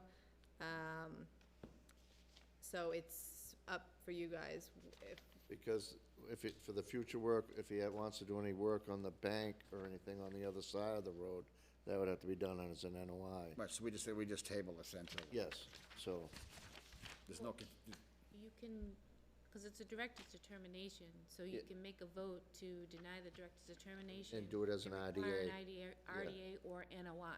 yeah, okay, So that will close out the director's determination Determination. and move to the next step. okay. Mr. Chair, I'd like a motion to deny the, direct, determination for 56 Pawtucket Boulevard and move it to an RDA. Second. You want an RDA? Okay. all in favor? Aye. Aye. It is, the house is right on the middle of the house is on the 200-foot riverfront. I don't know if you guys have looked at it in the packet at all, but the elevation of this house is, very high compared to the road itself. Yes, that's one. And there's no wetlands, and there's a tree in the power lines. And he has to take, yeah, so I went and took pictures. That tree's coming out, cause that's where the garage is going.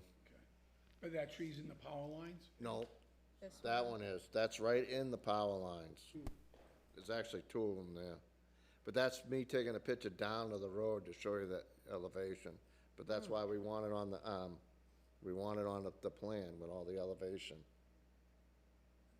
Okay. You can see the road, the yard drops right down.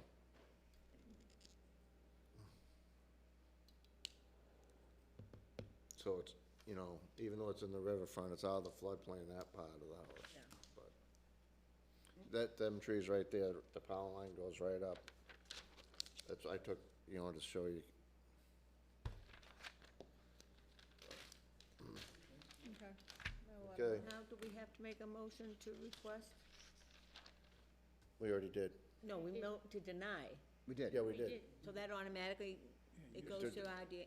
I know we made the motion to deny the director's determination. And he said, and make it Require an RDA, so we have to require Request an an RDA. RDA. Oh, okay. All right, next one on the agenda, enforcement updates, 12 Bridget Ave, no new news on that?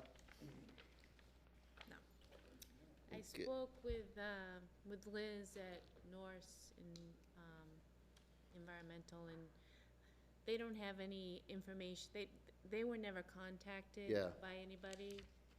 'Cause that was the last that, I guess, Yeah, the last that he was hasn't supposed to done happen, nothing but- over there either. Next one is 68 Bowers Ave, town owned conservation land, ratify enforcement order for illegal dock construction. I mean, the dock's out. Yep. The he's dock's coming out. up. It looks like the land is all grown Yep, back. no, have a seat, yep. I look at it every night. Oh, good, Yeah. so I'm good. I don't see any issue personally. I'm only one vote, but I saw it. you Yeah. saw, you can't, it's 90% grown back. You can't even tell it was there. Yep, Well, could you state your name for the Yep. record, please? James Ravenscroft, and your address, 64 Bowers Ave. thank you. Everything's, That's it? Thank you, guys. I'm sorry for doing this. My neighbors told me I could do it. I got kicked off there, and never listen to your neighbors. Excuse me. thank you. Thank It you. says 68 Bowers Ave on That's the that. house next to it. Yeah, That's the Yes. town, Yeah. I that's live the at 64, town-owned but property. 68 is. 68 is the town-owned property that yes, he The town-owned property. ballot, yeah. Thank you. thank you. And thank you for your hard work. You guys are just, I'm amazed, because I went from Winchester where they never listen to anybody, and you guys, I love your job. It's great. Thank you. Thank you. Next item on, But, Mr. Chair, if I may, yep. We have to ratify it. yep, Do I have a Chair, like a motion? motion to ratify the enforcement order for 68 Bowers Ave. I'll second that. All in favor? Aye. Aye. Next item on the agenda, 7 Roy Ave, ratify enforcement order for illegal dock construction through wetlands. Could you guys come up, please?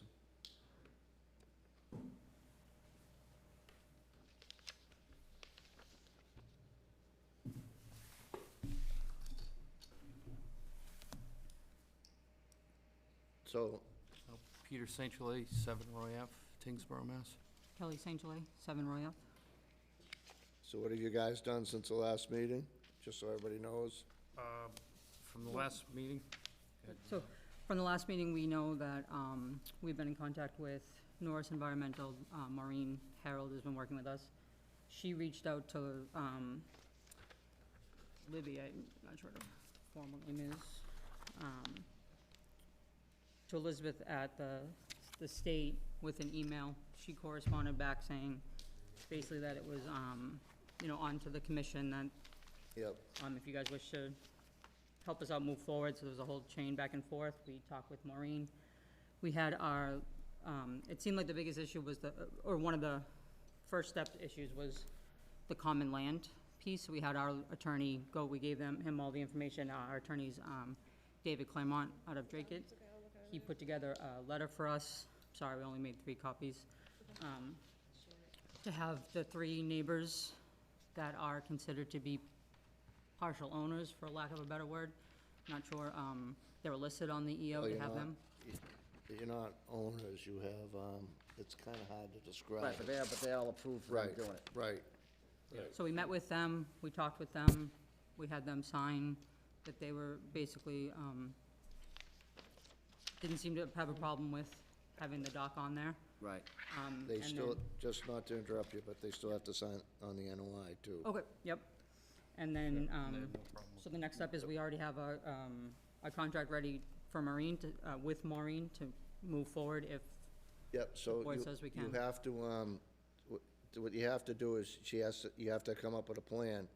You have to, for, you know, to make it meet performance standards. So height-wise, what you're doing for pilings or poles and everything else, what you're, displacing of wetlands, doing that. She knows everything that has to be done, but Yep. you have to do that. We did apply for that online and documented all that online too. You have to do an NOI with us, but everybody has to sign, but she has to, you have to have that plan, an engineered plan or whatever, from her, or whoever she tells you to have it from. Now, did you plan on making that a removable dock or permanent in the water? You taking it out every winter? The dock that's in the water, it is designed to, it's a freeze-thaw dock, so it's designed to actually stay year-round. Yeah. The thing is, you know, like DEP said that we should take it over, okay? I mean, this whole thing is a cluster, all right? You guys, like I said, you have a permit that says the town approved it. Correct. Yes, So, we do. we gotta fix it. And the undergrowth has to have time to regrow, and if you only got a month. So we can sit here and wait for plans, it's gonna take forever. I think the guidelines is gonna be 3 feet above, At least, yeah. 3 feet. When we get, so, is there any way with the poles you have now, you can raise that 3 feet? It is.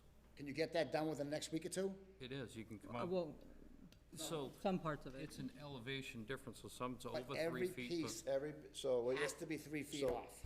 if you don't, So Give the undergrowth a time to grow. even though we are finding you and everything else, so we're working with you, it still has to meet performance standards, the wetland still has to be restored back to the condition it was. So the longer you wait on any of that, the more it will cost you to restore the wetlands. If you get it, the decking off of it, or whatever, so the sunlight can go through and grow, you only have till October 21st. Then everything goes dormant. And then if it's dead and doesn't come back next year, then you gotta replenish it, you gotta, you have to restore the wetlands. That's what I was saying, get it deck up is now. already overgrown right now, currently, or the boardwalk is already overgrown with. I'm talking under the boardwalk, and then. Correct, and we got perforated decking specifically designed that would allow the We sunlight. still should do a site visit, but we have to see it. We offered that, we offered. We had to wait for the meeting. Okay, sure. All right, everything has to go in accordance now because it wasn't done right from before, so that's, So, you know. just in Maureen's letter, she had stated towards the state about possibly doing like an after-the-fact filing, so we wouldn't have to That's- pull the whole, It still has to be an NOI. okay. It's in the wetlands, it's 250 feet, it's on common land, which really throws it, common land makes it even harder than, if it was your property, it'd be a little different. And the Everybody common ha- land has been approved by all the people of the common It land. ain't on the NOI yet, though. Right, but they said they're gonna sign the NOI. Yes, Yeah, absolutely, that's, yes. I'm So- just Right, and I agree telling with you, them yeah. the process. They have to sign the NOI, too. So that you have to have a plan, you have to submit the NOI. Yeah, All right, it's, we did submit that to the conservation online, they documents. did submit an NOI, layouts. but it has no We plan. haven't done the NOI yet. So without a plan, we can't approve an NOI. Without a plan of what you're actually doing, a narrative stating what's gonna be done, we cannot approve an NOI. That's part of the NOI. Just because you filed out the permit, doesn't mean it's processed. It's approved. Right now, we're doing the enforcement, and you were supposed to start removing it so it could grow back to vegetation.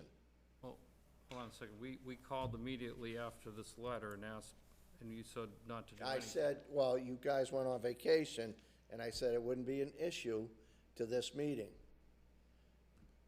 I did say that, all right? So Okay. it isn't an issue, but it is if you keep letting it, if you do not start doing something, it will, So we did raise the deck. the dock, and I just want to ask a question, because Sherman Lumber, we followed the nature pack. We have a pet dog, we walk over there, we walk over on the property right behind Sherman Lumber. That's built exactly 4 feet wide, and it sits anywhere from 7 to 36 inches. That's Throughout. different than wetland performance standards, that Okay, but that's whatever. right over water and. Maureen will tell you exactly what has to be done to meet the standards. Maureen from Norse Environmental. Whoever you have for an engineer to do it. Okay, You have to have a plan and then submit it to us, and before we can vote on the NOI. Right now, ours is the enforcement to make sure that you're gonna start proceeding. absolutely. That's what this is right now, the enforcement. We have to do an enforcement first, then an NOI. We can do it after the fact, but you have to submit a plan and everything, not just a permit. Right, but I think too, they're looking for guidance from us and what to do. Right, so the guidance would be the deck has, what I'm saying is you can't just raise it. Right. Because you're still not meeting performance standards, so it might let the vegetation grow, but originally, like I said, I'll go look at it to see if the decking can be just taken off and it can grow back that way for the time being. I'm just trying to save you money by not doing wetland restitution. Right. All right, that's not cheap. But, you know, if we agreed upon just some wetland seeding because it was still growing, not dead, you know, wetland restitution is a lot more than just throwing some seed out right now. Right, and actually too, Mr. Chair, I look at the gentleman who was just here before Right. him. He had pallets. Right. Pallets. That's why I'm thinking, I think it will grow back. On top of the wetlands. Right. He took them off 2 weeks. You can't Yeah, even that's- tell it was I there. think it will grow back, but you have to. It came back. He's already done it. You both were at the same meeting. Right. He's already done it. Right, but the thing was, he had pallets on top of Right. it. And he had no permits. Yeah, I They know. have a signed I know, document and I from know the they town do. saying that he can do what he did. That's why, It's not sitting on it either, it's raised. Right, but Yeah. that's, So it On a hasn't- footing. It's not, nothing is sitting on the land, it's Right. actually raised up. that's what I was thinking, So Mr. Chair. Everything's been up. I mean, to get that to grow, the performance standard, I think, is a minimum of 36 inches off. right. Raise that up If you 36 can raise it for inches. now, but I mean, If yeah, it I mean, doesn't grow, what you're getting at, right. This That's doesn't all grow. I'm getting at, is if it doesn't grow, it'll cost you more for Right. restitution later than it will now, if you can do some work to to save it. So I say, set up the NOI, do the application, and get the NOI going. Yes. But for now, I would start as soon as possible, raising that thing up, to get some light in there. But get raising it something to up does grow. not meet performance standards for the NOI, is what I'm trying to explain to you. You have to have a plan stating what, you know, Right, all right? But So a good start is to it's a raise good it. start, it's a good start to get the vegetation to grow. Right. But it's not satisfying the NOI. You understand what I'm trying to say? No, I don't. No, Because I- an I'd NOI, like to- so put a dock in everything else, you have to do an NOI, and you have to say what amount of surface you're gonna disturb in the wetlands, Right. displace and everything else, and then it has to go to the DEP to be approved. All right, because it's a dock, you're disturbing wetlands, Okay, all right? So, you don't have a plan, so it can't be submitted to DEP. It doesn't have a narrative or nothing, it has to be explained, everything has to be calculated, what you're doing, it has to be, you know, that's why I said we're willing to work with it. You can raise it, but I'm just telling you that does not qualify it to pass the NOI. Right. That's showing that you're cooperating, we're allowing you to raise it, so the vegetation will grow. okay. All right, that's not making the dock right. Doesn't mean it meets performance standards.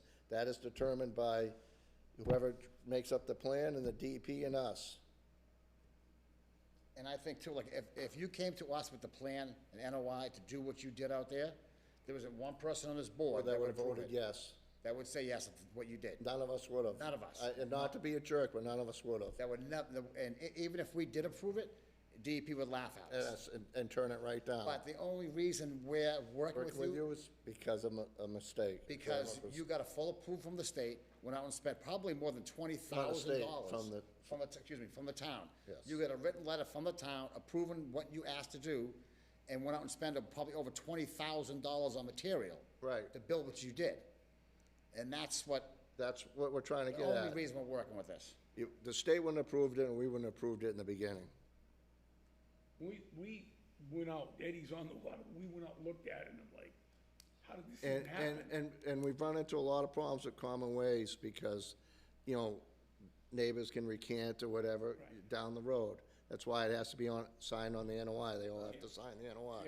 Yeah, All right, because, And just all the because you neighbors, own the absolutely right no to issue. cross the property, doesn't mean you own it. I have one right beside me that we've had for years before I bought property on the lake. I've been there 42 years. I've only owned the property on the lake the last 10 or 12 years. All right, I've always had a right-of-way, it's beach bathing rights. So I could always go down there with my snowmobile in the winter. I could go down there and fish. We had an area too. But that doesn't mean I can't put a dock there. I knew that all along. I can't put picnic tables there. I can't put nothing there. Right. Nothing on the right of way. Nothing, it's not a right, or it's a beach bathing right. That one's a beach, but nothing can go on it. It's common land. It's not ours to, build or do anything with it. It's ours to cross. Right. That's given to that little neighborhood when they're all camped, so they could have water to shower or draw for their camps. So, that's why we're working with you, you know? Right, and I think like Ed said, you have, and I agree with And 100%. we have to do it by the books because it'll come back to, And we're all for doing it by the Right. book. You We've thought- tried you to thought do you were. everything. Now, my But it- question, could I ask if the board would be willing to walk over to look at it to say, is that enough suffice to? Yeah. The stability, we've had all the neighbors come over, walk it, make sure. it's he's- not the my neighbor's 70 stability, years it's old, I not wanna the make sure- stability of it, because once you raise it, you really shouldn't be on it right now till the plans are approved, but it's more for the vegetation right now. You only have a short growing period, and I'm just trying to, Okay, I'm from the not trying last to, time, it's I'm not trying to grown be back. tough on it and everything, I'm trying to save you some money in the future. Right. I think, You know, it should pop right back, but if it doesn't, then you dealt with the consequences. And the NOI will have certain order of conditions with that too. Like there'll be no trimming beyond the dock edges and stuff like that, because it's wetlands. and I think what the chair's trying to also say too is, if you raise it 3 feet, the dock is perforated, so you get some sunlight, you get the regrowth. And him and I have both seen what happened on the one we did. They pulled the pallets out, it was 2 or 3 weeks and it grew back. So I'm not a forecast, but you have a good chance of everything going back fine. Then you work, you know, and while you're doing this at the same time, next 2 weeks, get the performance standards at Maureen, what the DEP performance standards are for what you want to do. And trust me, we will fight to help you, because you're not gonna probably pass every single one of them. Because of what you did, none of this will get approved. But this is, you know, we need, at the end of the day, if you do your performance standards, get as close as you can to match these performance standards, right? And we have to adjust some of them and give a variance on some of them. We have written documentation why we did this. We just can't approve, because your next door neighbor say, whoa, he put one of those things in there, why can't I? That's what we have to look out for. So we have to make sure when we approve this, that we, you know, have approvals, why we did all these certain things. Yeah, yes, you got the approval. So now we're trying to fix a huge mistake that was made by this town. So we need to have a reason why we did this. And I agree with everything the chair had said. Yeah, we're not, like I said, it would never, and it's not, nothing, none of us would have got it approved if it was our property. If we did what you did, it's not our, I can't say our property because it's common land. If we went and did it, it would never get approved by any of us if it was one of us that did it. No. All right, it just would never happen. So right now, the easiest thing for him. Right now, this is more the, Move the deck off. well, raise it or take some of the decking off, but right now, this is the enforcement order. Right. Because we have to ratify the enforcement order and do it. He's gotta raise it anyways. Right. So the easiest way to get the growth back right now in this short window of time that you have is take the decking off, so you get the sunlight. Well, I don't know what it has for decking. He's gonna have to I have raise no it. problem. Right? First step decking, this isn't just like, well, there's multiple pieces, Trex, there's cedar, and then I have a perforated deck, it's called sure step decking, and I have a Right. spec sheet from it. Yeah, so Which it's allows hexagon decking 40 on to it. 60% of growth. It's designed, it's environmentally friendly material that's designed to grow through. This is Right, perfectly but built, I just didn't have even enough some money of to the, build all all the your way. material, So and, it's and 60 Maureen will tell you this about all your decking material and everything. That all has to meet a criteria for wetlands too. Correct, and I looked at all of it, I All got right, but I'm just, material, it's all right. environmentally friendly, I didn't use any, but that also has to be approved by the DEP, Right. okay? So it's not just us. It goes from us to Well, say the- DEP. does the letter not say that, She's not approving it. First it goes through us, and then the NOI has to go to DEP, and the DEP will give us any comments on it.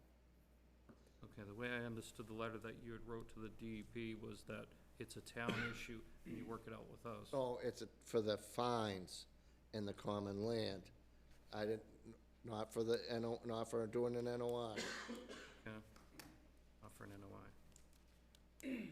I wrote out, it's a common land, that's the issue, and it was a clerical issue for the approval of the permit. But it still has to meets wetland performance standards, and it still has to have an NOI. And it can be an NOI after the fact, but it still has to have an NOI, and everybody has to sign off on it, because it's common land, Sure. okay? And when do you need that by? The next meeting? Well, you gotta, the enforcement right now is to get it up so everything can start growing. The NOI, as soon as you can, the sooner the better, but I don't know if she's gonna have, you gotta have the plan done, that's 2 weeks, and it has to be submitted so much before the meeting, for review, so it'll probably take you, it'll be 2 meetings before it would, you could actually have it submitted properly. We have meetings every 2 weeks. We missed Yeah. we missed the. So is there, would there be a time that you wanna, Ed, you live on the lake, do you wanna come by here and take a look at it? I'll walk Tell me, it. or do I'll you walk say- it anytime, really, one night this week, you know? What's good for you, Pat? I think I I still, can make any, I'm just a little confused with what's going on here. right now, there's, To get it up, move it up. that's the enforcement part of it. Enforcement part, okay. But There's 2 choices, raise it so the vegetation can grow, or what happens if remove it it. doesn't? I wanna know If it doesn't, then that's why, right, then he has to do wetland restitution. restoration. Well, But that's so on the that's top. why I keep going back and saying, I understand There's- he's gonna have to, he has to raise it. Or remove it, that's the only 2 choices Remove right the now. whole thing, and then go back, cause he's gotta raise it. The deck should come off.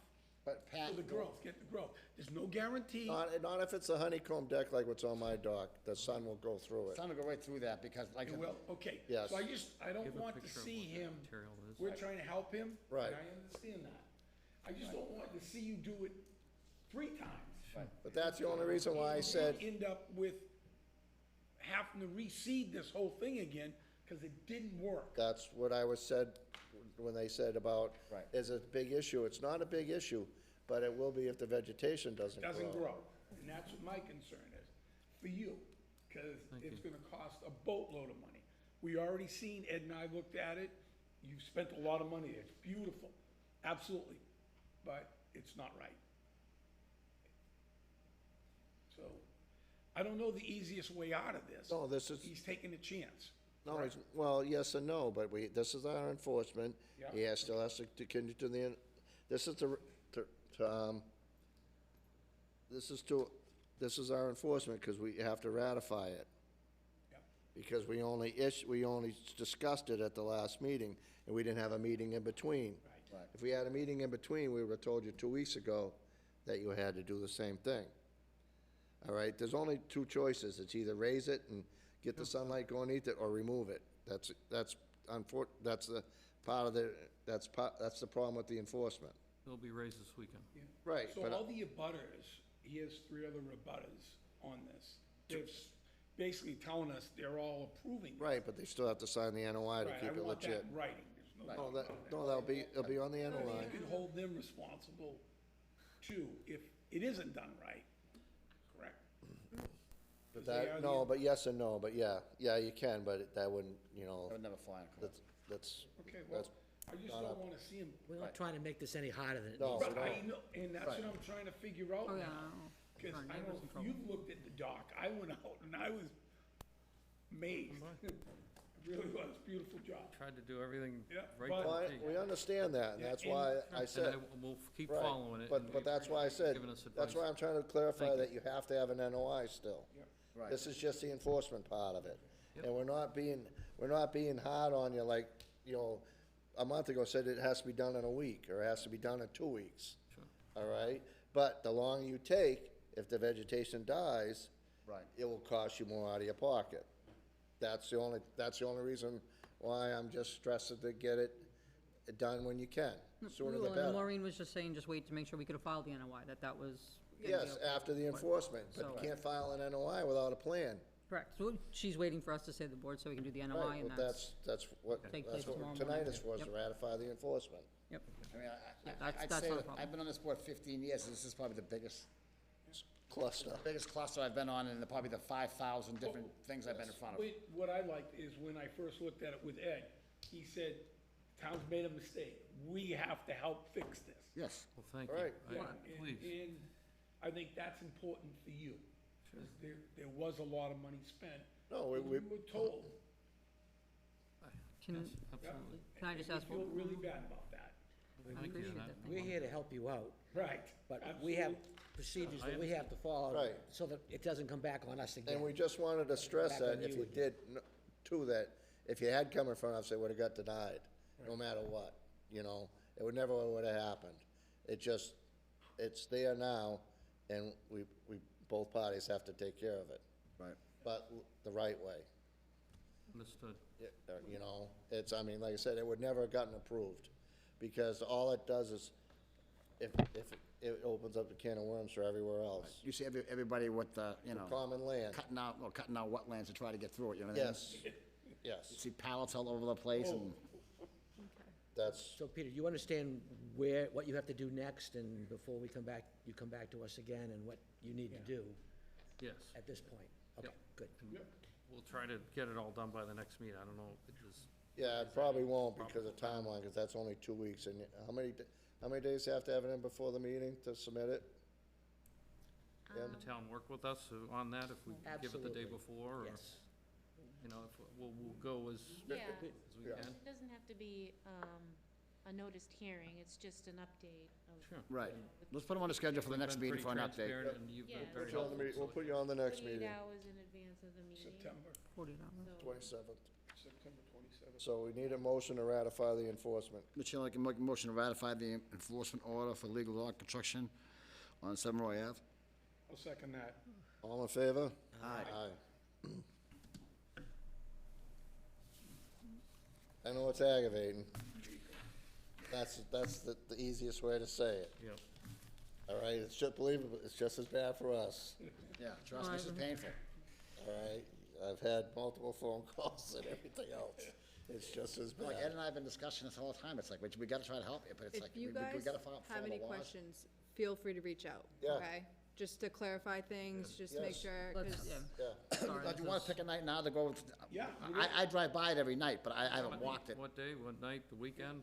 doesn't really matter to me. What day's today? Today's Tuesday? Tuesday. Oh, Lucky it's Wednesday, right? No, today's, yeah, Today's Tuesday. tomorrow's Wednesday. Yeah. How So about what tomorrow are you night? gonna do, Eddie? And this Thursday? What's the weather? I mean, we can take the boat over there, we can Come on pull over. up, Yeah. let me, Sure. It's only down the street from me. Come on over. I'm just looking at the weather. What are you gonna have, cookout on it? It's supposed to be nice tomorrow, 81. Hook out too? Cookout. 80 tomorrow, yeah, let's do tomorrow night, guess. after work. Tomorrow night, Tomorrow night. 5 o'clock? 5 o'clock, yeah. We'll see you tomorrow night. We'll pull up to the dock. Yeah. Thank you. Thank you very much. Thank you. Thank you. Yes? Thank you. I can't, I got a bylaw meeting tomorrow. What time, 5:30? Well, you're with Larry, right? I'll never make it back in time. No, just go to Larry's house and sit next to him on his computer. Larry's not, Thank you. it's not a formal meeting, it's a work session. Oh, Joe Poole and myself. So we did, had the second, right? Yeah. All right. yeah. And we're all in set favor? with this. Yep. Okay. Next one on the item, 263 Pawtucket Boulevard, DEP findings on applicant appeal filing. So right now, I look at it this way, it's back in our hands, because I haven't heard otherwise. But we've never sent a letter to DEP asking them to take it over. I've sent the emails out, asking about it. We ever sent an email to, we ever sent a letter to DEP asking them to take over this file? Remember, we had the meeting where we turned it over to DEP. Right. Didn't we, And they responded. Turn it over to DEP. what was that? We didn't turn it over to DEP. But we had a when we, Michelle was supposed to send a letter, because we denied it. we denied it that night and asked to turn it over to DEP, and we assumed, But then the applicant appealed the denial. Right. To Yes. DEP. Right. right. But we, And we, DEP said, yeah. we don't do that. Right, which is, but that's totally different. But that night at the meeting, we all voted to send this to DEP. DEP, yes. Did a letter from this board or this town ever go to DEP to ask them to take it over? Has anybody talked to DEP to say yes or no, would they take I it don't over? know what the previous director did. Okay, have they ever sent us a letter stating, or called anybody stating, or sent an email stating that they will not take it over? Not through me. So that we have, so in other words, we have never asked them to take it over then?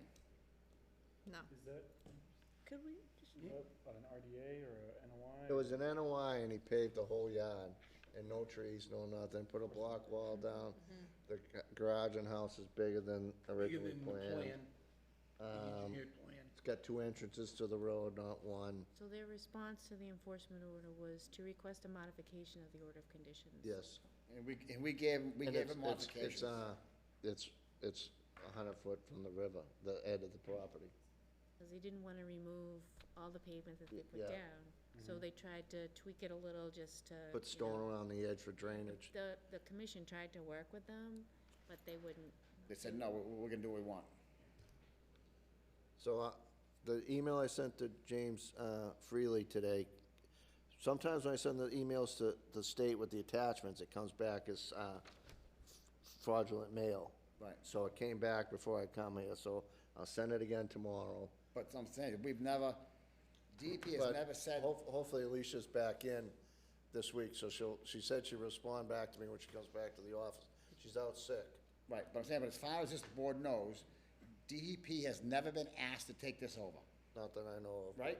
So we don't know, We don't know. And that's, and it's been 6 weeks. So before we decide that, we're gonna take it over, I don't know, yeah, right. right, we should, we need to hear from them. right, we need a letter from DEP saying, yes, we'll take it over, or And no. not just, But if we haven't officially Not going asked with them the to take it over, Exactly, so we need a letter to go to DEP to ask them to take it over, right. so. Yeah, but And there's a maybe whole, ask them there's a whole if- process to that. It ain't just a letter. You have to Well, do, whatever it is, it's a lot of work. we have someone yeah, to but take that's care what of we that. voted to do. But, Yeah. Eddie, if this comes down, it Yes. comes back Right. to us, Right, I know. it's gonna be drastic for the homeowner. All the emails back and forth, all the Well, plans, if you- You'll end everything up in has to be court. submitted. He'll end up in court, yeah, Every single conversation has to be submitted. yes. All right, the 45 Middlesex Road was a big process. Everything has to, she had to submit the minutes and everything. It's a lot of process. So she can do it, but I'll send another email off to I Jim think we Freely have- tomorrow to, just in case, I don't, you're busy during the day, we got Emily now. Yeah. Just get on this, if you gotta call 3 times a day and make them your worst nightmare, just to get an answer. So we can say, so if they decide that, okay, they want us to handle, okay, the next meeting, we'll start instituting a $300 a day fine. Yeah, so we have another issue on that whole property. The state has to approve the curb cuts. Yes, I know. And we only approved an opening for 1. Right. They put 2. There's a ton, that's what I'm saying. Yeah. We I've gotta- put in 10, 15 calls just to try to get So some. the state's gonna be involved in this, because that's a state highway. Right. It's not Tyngsborough. All right, That we maintain. so let's move on to the next one, guys. 160 Pawtucket Boulevard, lawn debris and wetlands. Stonehenge? Yes, it is. What's it called now? Chateau. Chateau, oh, Chateau. It's pretty. Chateau de Ville? Speak your name and address, please. Well, Colin Hobbs. The Stonehenge. Yeah, Stonehenge, the old Stonehenge building. Chateau Merrimack Resort and Spa. What's your name? I didn't. Colin Hobbs. Okay. So, backstory, complaint came to me about 160 Pawtucket Boulevard dumping their grass clippings in a nearby wetland creek, and they complaint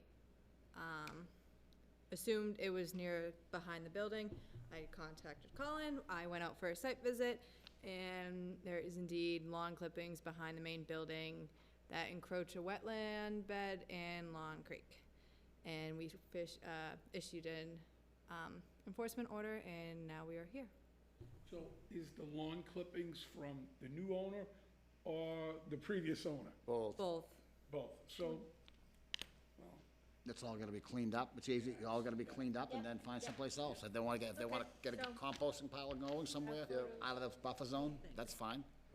And that was in a part of our strategy, to clean it up with our current landscapers, whatever was there.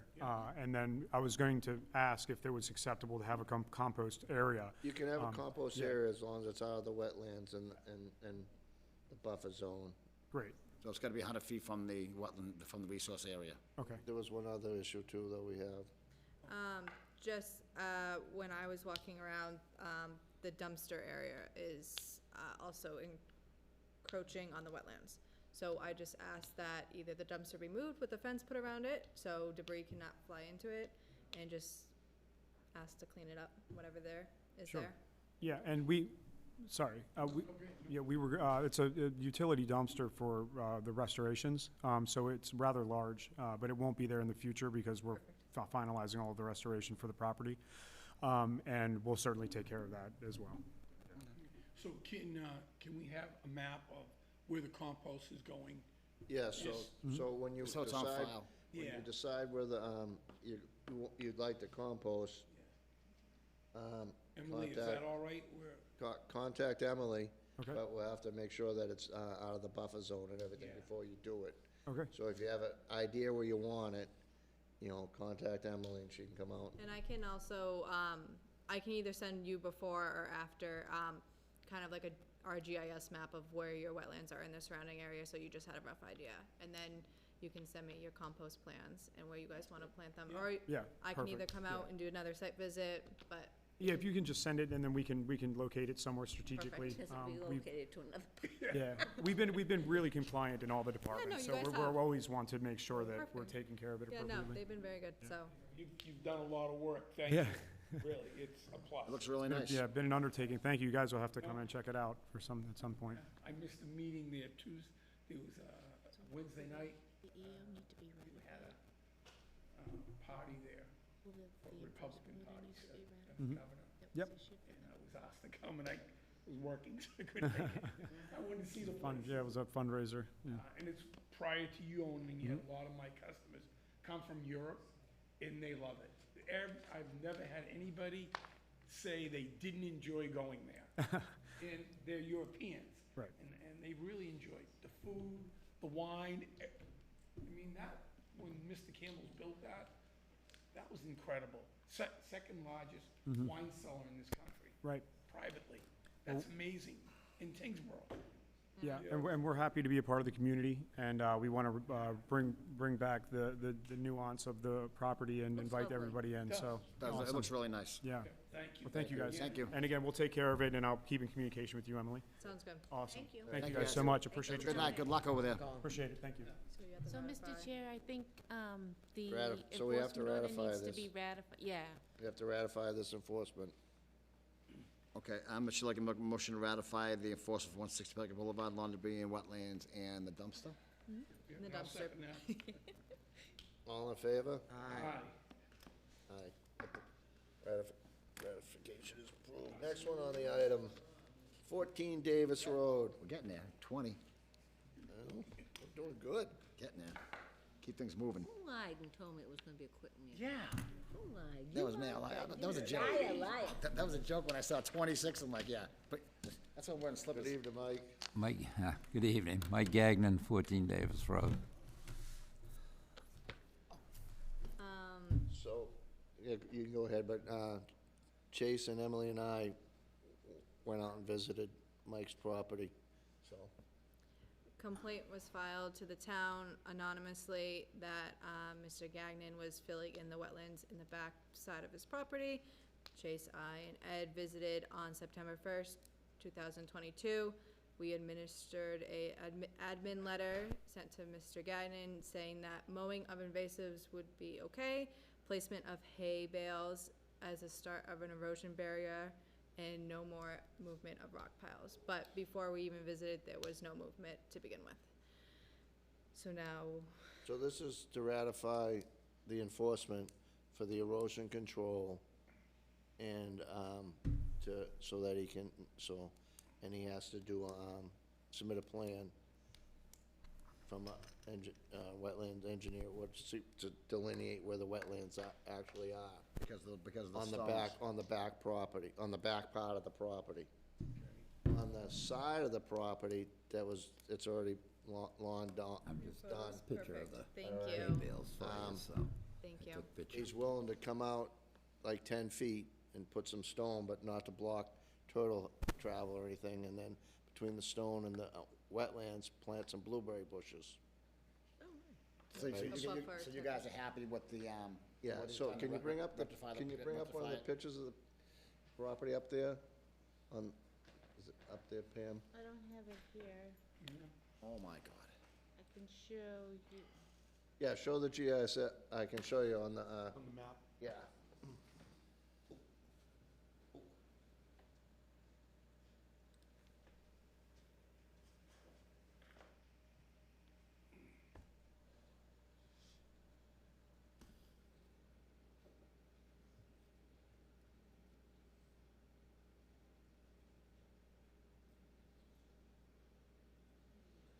Huge.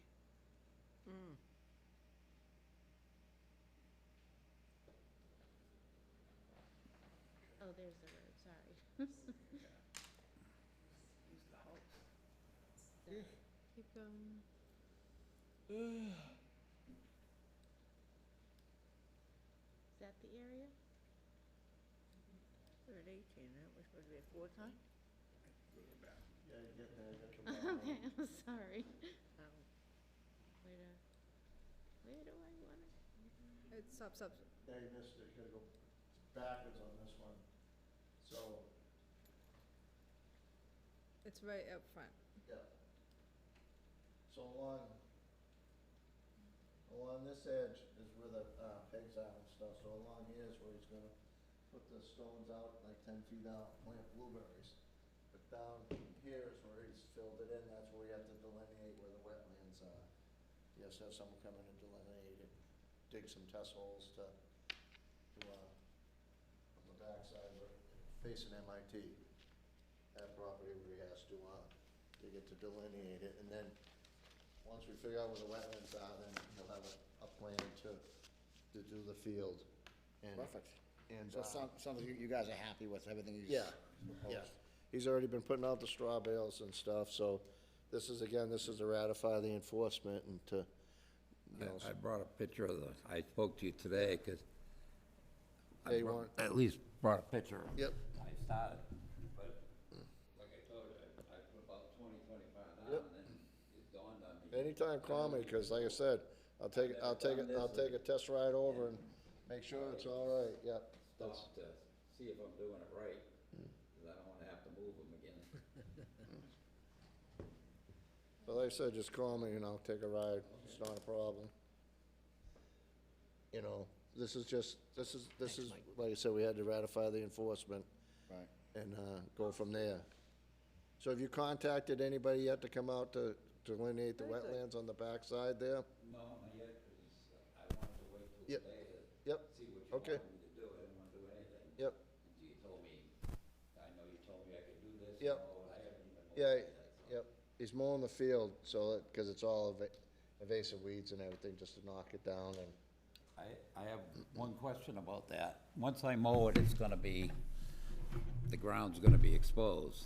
Yeah, but you still got roots and everything, you're not, Oh, all right. you're not 'Cause killing it I was right gonna down the ask if I ground. could either put some oats for, that's quick grow, it's a little late, Yeah. but it winter kills, and it would help hold the soil. Yeah, you can do that if you want, you know, All it's right. not, it doesn't hurt you to do it, you know? Okay.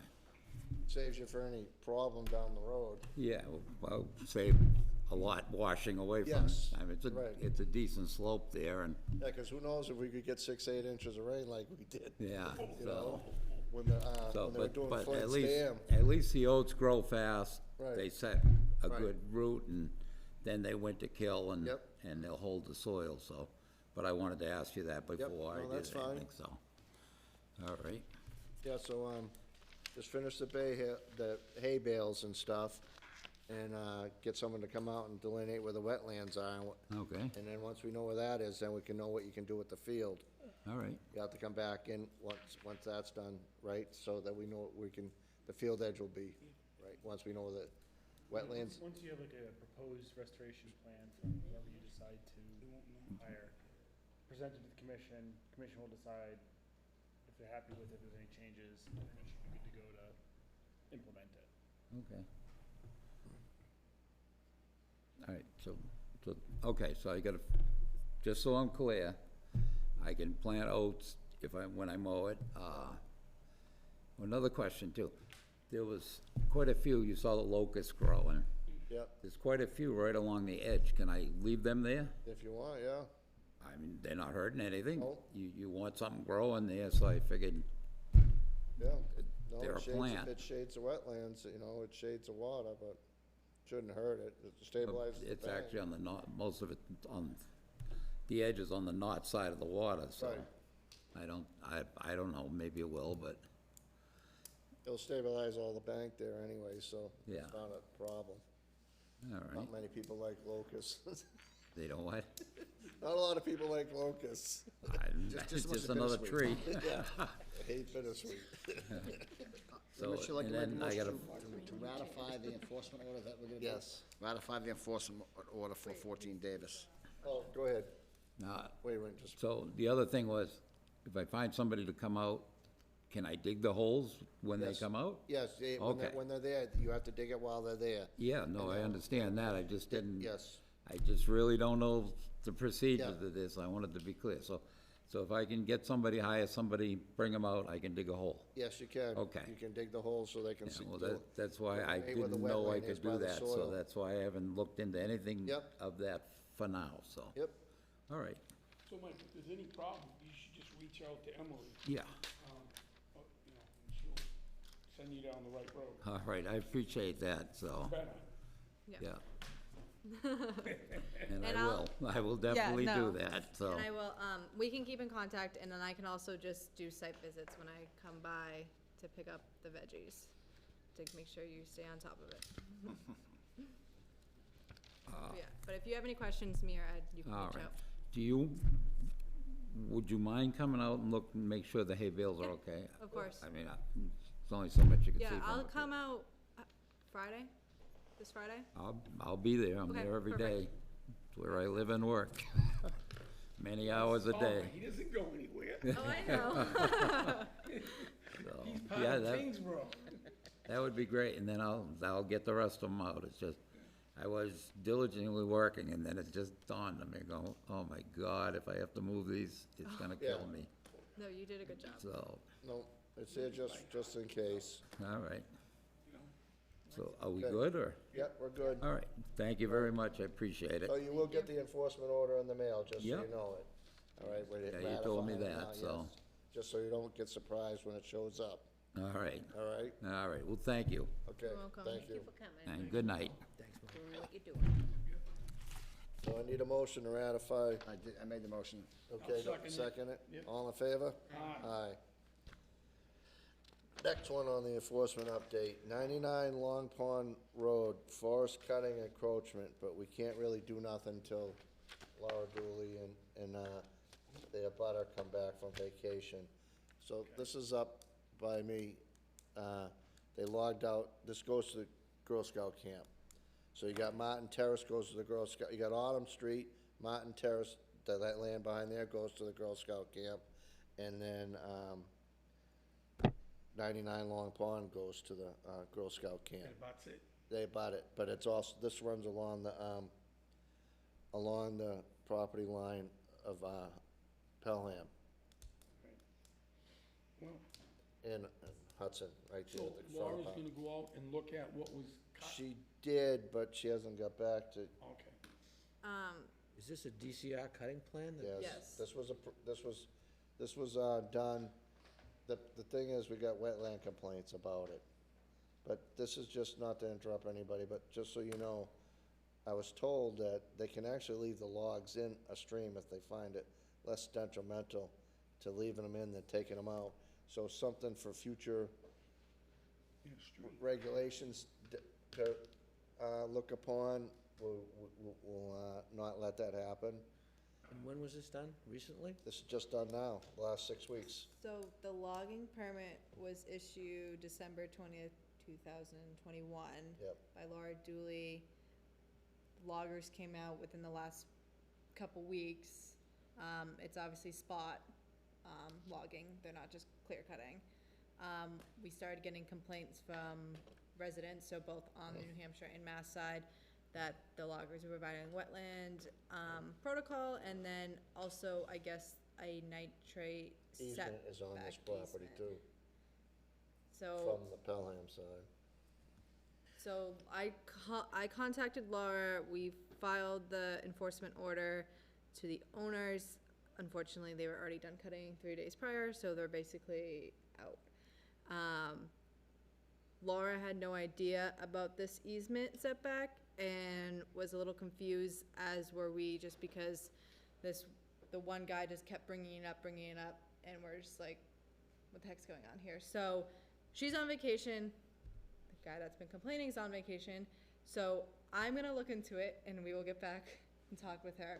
But she didn't really say anything about the logs or anything. So hopefully if she comes back in a week and does her like final site visit, maybe I hope she assumed that they picked him up, but. I had a talk with her last Friday. She'd called me back. And I got a hold of Can we it. reach the logging people, or are they another one that lives in Nebraska or something? Yeah. Well, I've been in- Everything they did was legal. Yeah, they did, according to DCR, so that's where we don't have the jurisdiction over it. We have it over the wetlands more after the fact, not even during, which is not right, but that's how it's written. Yeah. All right? And DCI said to Ed, you know it's illegal for you to be on Yeah, that they property. told me I was looking at it." trespassing, I go, no, not according to our bylaws, but they said I was, but just so you understand, on this nitrate. Nice. This nitrate easement is 150 by 500 feet. It's 7,500 square foot easement. Wow. That's on this, the owner of the property Have didn't no even know it idea was on about there. it. So I'll do some digging. So that's another, they were encroaching that, so that's why it's a little complicated to figure this one out. Okay. I never seen a nitrate easement before. I didn't, yeah. Wow. The things we learn Do we here. have any more pending DCR cuttings that are coming up that haven't been done yet? No, but like I said, that's something we have to look for. You probably won't know till you have a chainsaw. Well, I mean, the thing is, we seem to be under the gun with these forest cutting plans. I know. And they're raping our town. So we And need to. it's not we doing. don't have anything to do with it, it's the We forestry. can't, yeah, but the whole thing is, so, because they put it all in the chapter, what, 97 there, or whatever it is, or 97, all right? They can harvest it to, Yeah, but the other way you look at it, if we don't allow, well, if nothing ever happens, they don't make money off it, they're gonna sell it to a developer And the homeowners. in the long run. Told me. yeah. Because people do it to put some money in their pocket and to, But keep the we've property. had a pattern of the loggers just not. Right, being but nice people. the problem is, a lot of loggers are not great and some are good. Yeah, But They're they few are and far cutting- between. Eddie, they're cutting for board foot. Yes, I know they are. The equipment costs a lot of money. Yes, they're not even taking the tops for chips, Right. which they should be taking for chips, because they can be sold for pellets, to make pellets and everything else, but yes, they're buying it for board foot. I know that. Basically, when I talked to the owners, they wanted it's a little change in their pocket okay. for their retirement. Yes. But Done- they been were done like, past before. well, they were like, not accusing, but they were just saying that they don't want it to become developed, so that's why they chose this option. But I don't know. So in future, I think they're willing to sell it to the town, but that's future talk. But It does abut Kiwanis camps, but there's Oh, some. it does? Yes, it does. Oh. The other problem they had is a lot of ATV trails, and this is the same property I would walk from Long Pond to Hudson and Pelham to where the ATVs were coming through all during COVID. Yeah. So Danielle could send the letters out to the residents even though they're in New Hampshire and Pelham, just tell them that they're riding on, you know, conservation land. You know, so, but again, it's a tough call. The only thing I didn't think was, you know, where she said they could leave it in. I didn't like that at all, one bit. No, that's, You know, so that's something we have to look down the road for our regulations or bylaws. Did they clear all the wetlands, or No, but they, more than this one 50%? stream, huh? they clear more than 50%? Maybe. It's close. It would be it would be close, but it's also, like she was telling Ed, that in their agreement, that if the machines can reach in, Yes, they can they take can it. take it if they can reach it in. That's the same we had with, so you take, Filter down. Colette's land, all right, you seen how, they went right to the heron rookery. Yes. They took right in as far as they can. If they can reach in from the buffer zone, they can take it. same thing on Flint Pond, they I did the know. exact same thing. They raped that forest. Exposed, did they do like really pulling it out? Did they expose a bunch of soils? No, because they actually, no, because, the only thing was, the one stream they did put the log crossover was built up quite high, because the land sloped down like this. So I can't see how that can be less detrimental than, leaving it in than pulling it up. Did they change the topography? Is that what you're saying? Yeah, well, because the land went like this, and they filled it, you know, like that, and they filled it with, yeah. So that's why something for future, I mean, you have to have, I hate to say it, but you have to have some logging for people to keep the lands. You know, a healthy forest is a combination of both trees, short and tall. A tall forest is not a habitat forest, you know, but, we do, the stream crossings is our biggest concerns of plugging them up. It to be just like a beaver going in and making the whole property wetlands. Yeah. That's the problem with congesting it, you know? It forms a new one in Yes. spots that weren't Where originally. wetlands. It maybe dries up one, and, yeah, so it just Yes. changes the whole, Right, so, just something for the future to think about. but we will, guess, continue this once Yep. Laura gets back from vacation. Okay, next one. Don't we have to We can't do ratify nothing, this? we can't do nothing yet till we hear back from them. Yeah, they're not coming in for a couple of weeks.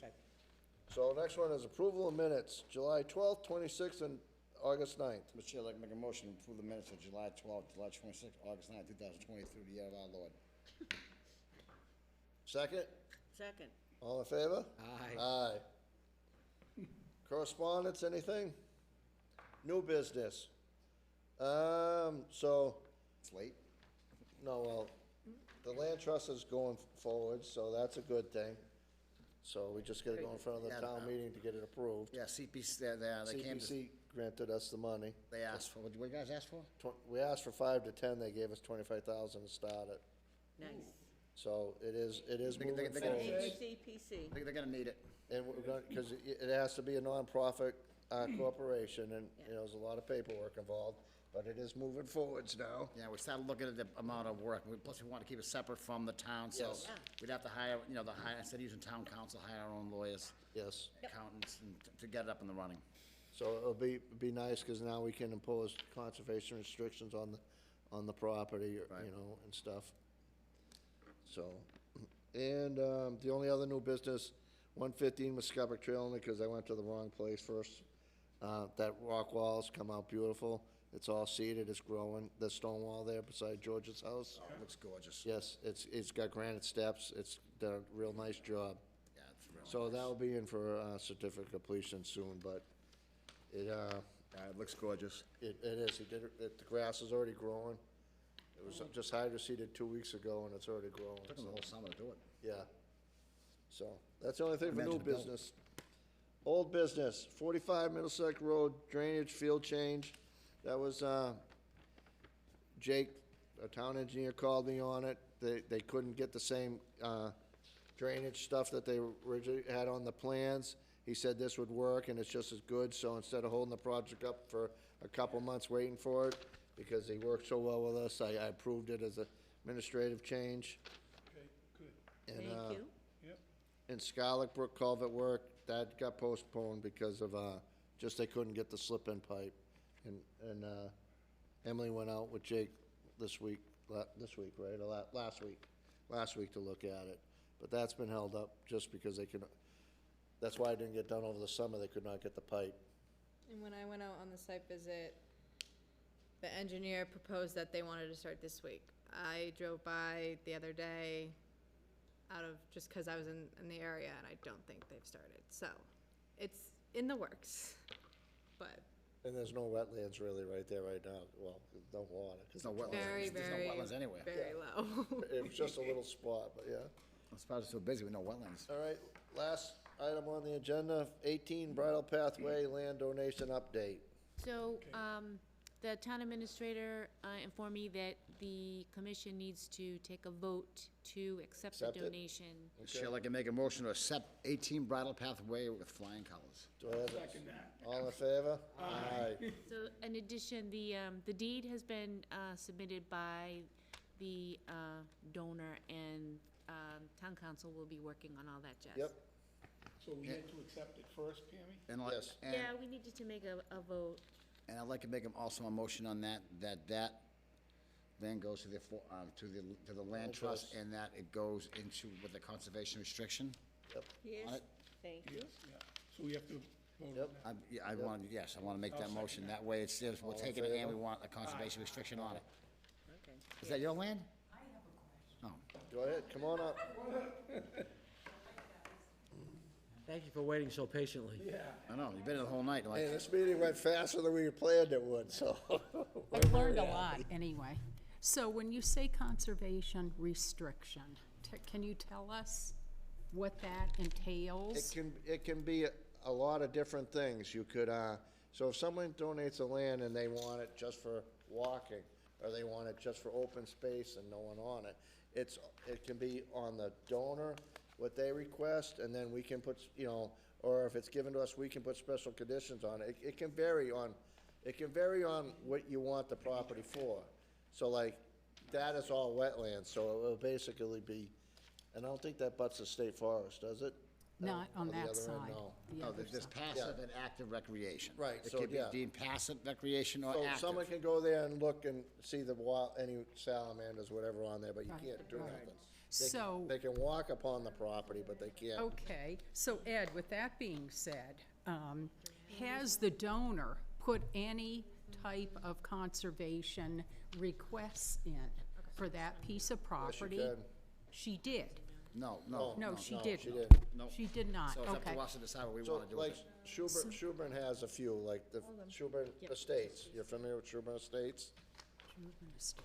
Over by the Schuburn lumber? Oh, yes, All okay, right, well, yes. That's in a CR, they own the property, but, so that has, the field has to be mowed twice a year, the lawn has to be maintained, it's like, I don't know, 6 pages of Right, okay, requirements. right, It's on the CR that they like to see, okay. See, I'm just asking because I have not, Yeah. it'll nor be have like- we it could- really it could heard be no A- anything. No, like no ATV, all that stuff. It can Well, be- there is ATV going on in there, so I Is just, there? absolutely. Right, Jerry? What? Dirt bikes. Dirt bikes, well, And they're moving historic rocks of the wall. because the signs can be put out for no motorized vehicles for conservation land. Well, that's on the, that's, Once we accept it, once it's all done. Okay. The signs can be that put up. won't be for at least a year. Right, Because it's yeah. gotta Oh, be, okay. because you have passive recreation. Yeah. Or active recreation. Right, Okay, You know, passive recreation allows quads yeah. and things like that, so you gotta, you know what I mean? yeah, we've had horses go Where are through they there. going from there if it doesn't abut the state forest? What do they do, what? probably Where are they going to the dirt Probably bike? kids that live on the street. No, they're over on Willowdale, and they're coming through number 18, and then they're going around, quote-unquote, Yep, the wetlands, and coming up onto Bridle Path, and then going into the state forest. okay. That's nasty.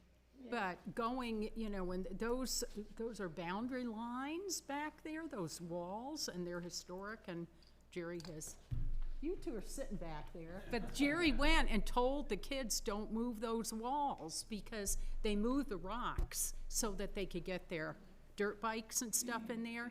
And this has been going on for years because, you know, it's, They consider but it they vacant don't, lot. we don't want to touch the habitat.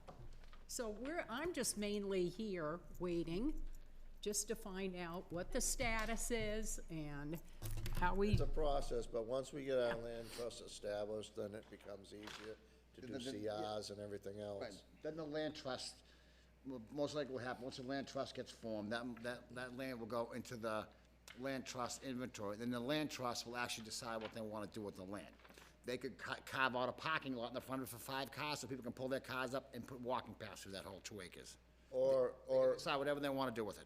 Or if the donor That's what I, wants something different, like, you know, can't do that, you know what I'm saying? Right. If the owner, it's like Sherman, because their CR is requested by them.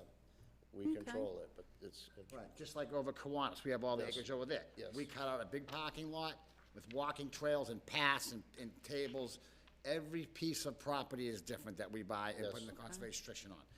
This is why we're gonna have a land trust. The land trust is gonna be making those decisions on what to do with each separate parcel. Most likely that parcel will just sit like it is. Yep. And never be touched. But that's up to the land trust. Like, we have And the 16 acres at the end of Bowers Ave. sitting there. And the donor. Linda's right, and the donor.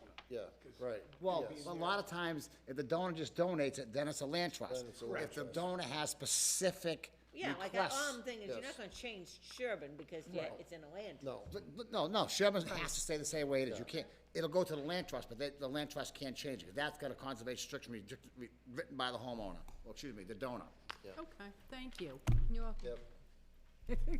It's a little complicated, Yeah. but, you know. That's why land trust is gonna be good. It's better to have a CR on it in the long run. Right. You know, it can state the future of the property and everything. It's good to see the for sale signs gone now. Well, that wasn't gonna sell anyway. It's been for sale 7 times in the last 20 years. Got a Nobody's fire ever gonna bond buy it. on it. The only person who was gonna buy would be either you or the person next to you. Well, we're the two. Right. We're the abutters. So you're the only ones who really would have owned it. Nobody else have any interest in it. Well, the realtor was, he did say that it's buildable, you know, so. It's got a fire pond on it. Even though it's decommissioned right now, I've had to make sure on that. Put it this way, he would have taken 150 for that land, all right? If I offered him 150, he would have sold it. Yeah. Where can you buy 2.5 acres of land in Tyngsborough for $150,000? Plus on one of the most expensive streets in the town. Yeah. Any builder would have jumped at that. If that was a buildable 2-acre lot in Tyngsborough It would've been gone on Derby years Lane, ago. he would have, bridle path. That land would be worth $300,000 all day long. You put a house up there for 5 and get $1 million for it. Yeah, But all the builders know you can't build on it. yeah. Yeah, I had Mr. Campbell's passed away, but I had an agreement with him that he was looking to buy it. I mean, he owned it, but he was looking to build on it, and I was gonna buy it for the back taxes, once it went from the non-buildable to buildable, you know, and then I was just gonna put it in conservation, but, Right. but the 150, from what I understand, is, that's the value of the donation, you know, so, Provide enough in his taxes. yeah, so it's like, they're not gonna do it for 50 if they can get 150. Right. Yeah, Right. so, Right. Yeah. Yeah, but 50 in cash is better than 150 tax write-off. Yeah. Thank you very much. Thank you. Thank you. Thanks for waiting. Motion to adjourn? Actually, before we adjourn, I'd like to welcome our newest, Yes. Emily Brush, as our new director. Thank you very much for joining us. She's a town resident. Thanks, Sam. We really appreciate it. No, it's okay. It's all good. I was surprised you've been doing a lot. So, since hey, you do I have came, a, like, you got a motion? She to- moved hey, right in. Do we do? No, we didn't do a motion to adjourn, 'cause I wanted to welcome Emily first. There's a motion on the floor. Okay. I'll Do I have a second that. second? Yes. Meeting adjourned. Everybody. Please don't leave without signing. Yeah, we gotta sign Oh everything. my God, look at the time. Hey, this is good. Nice early meeting.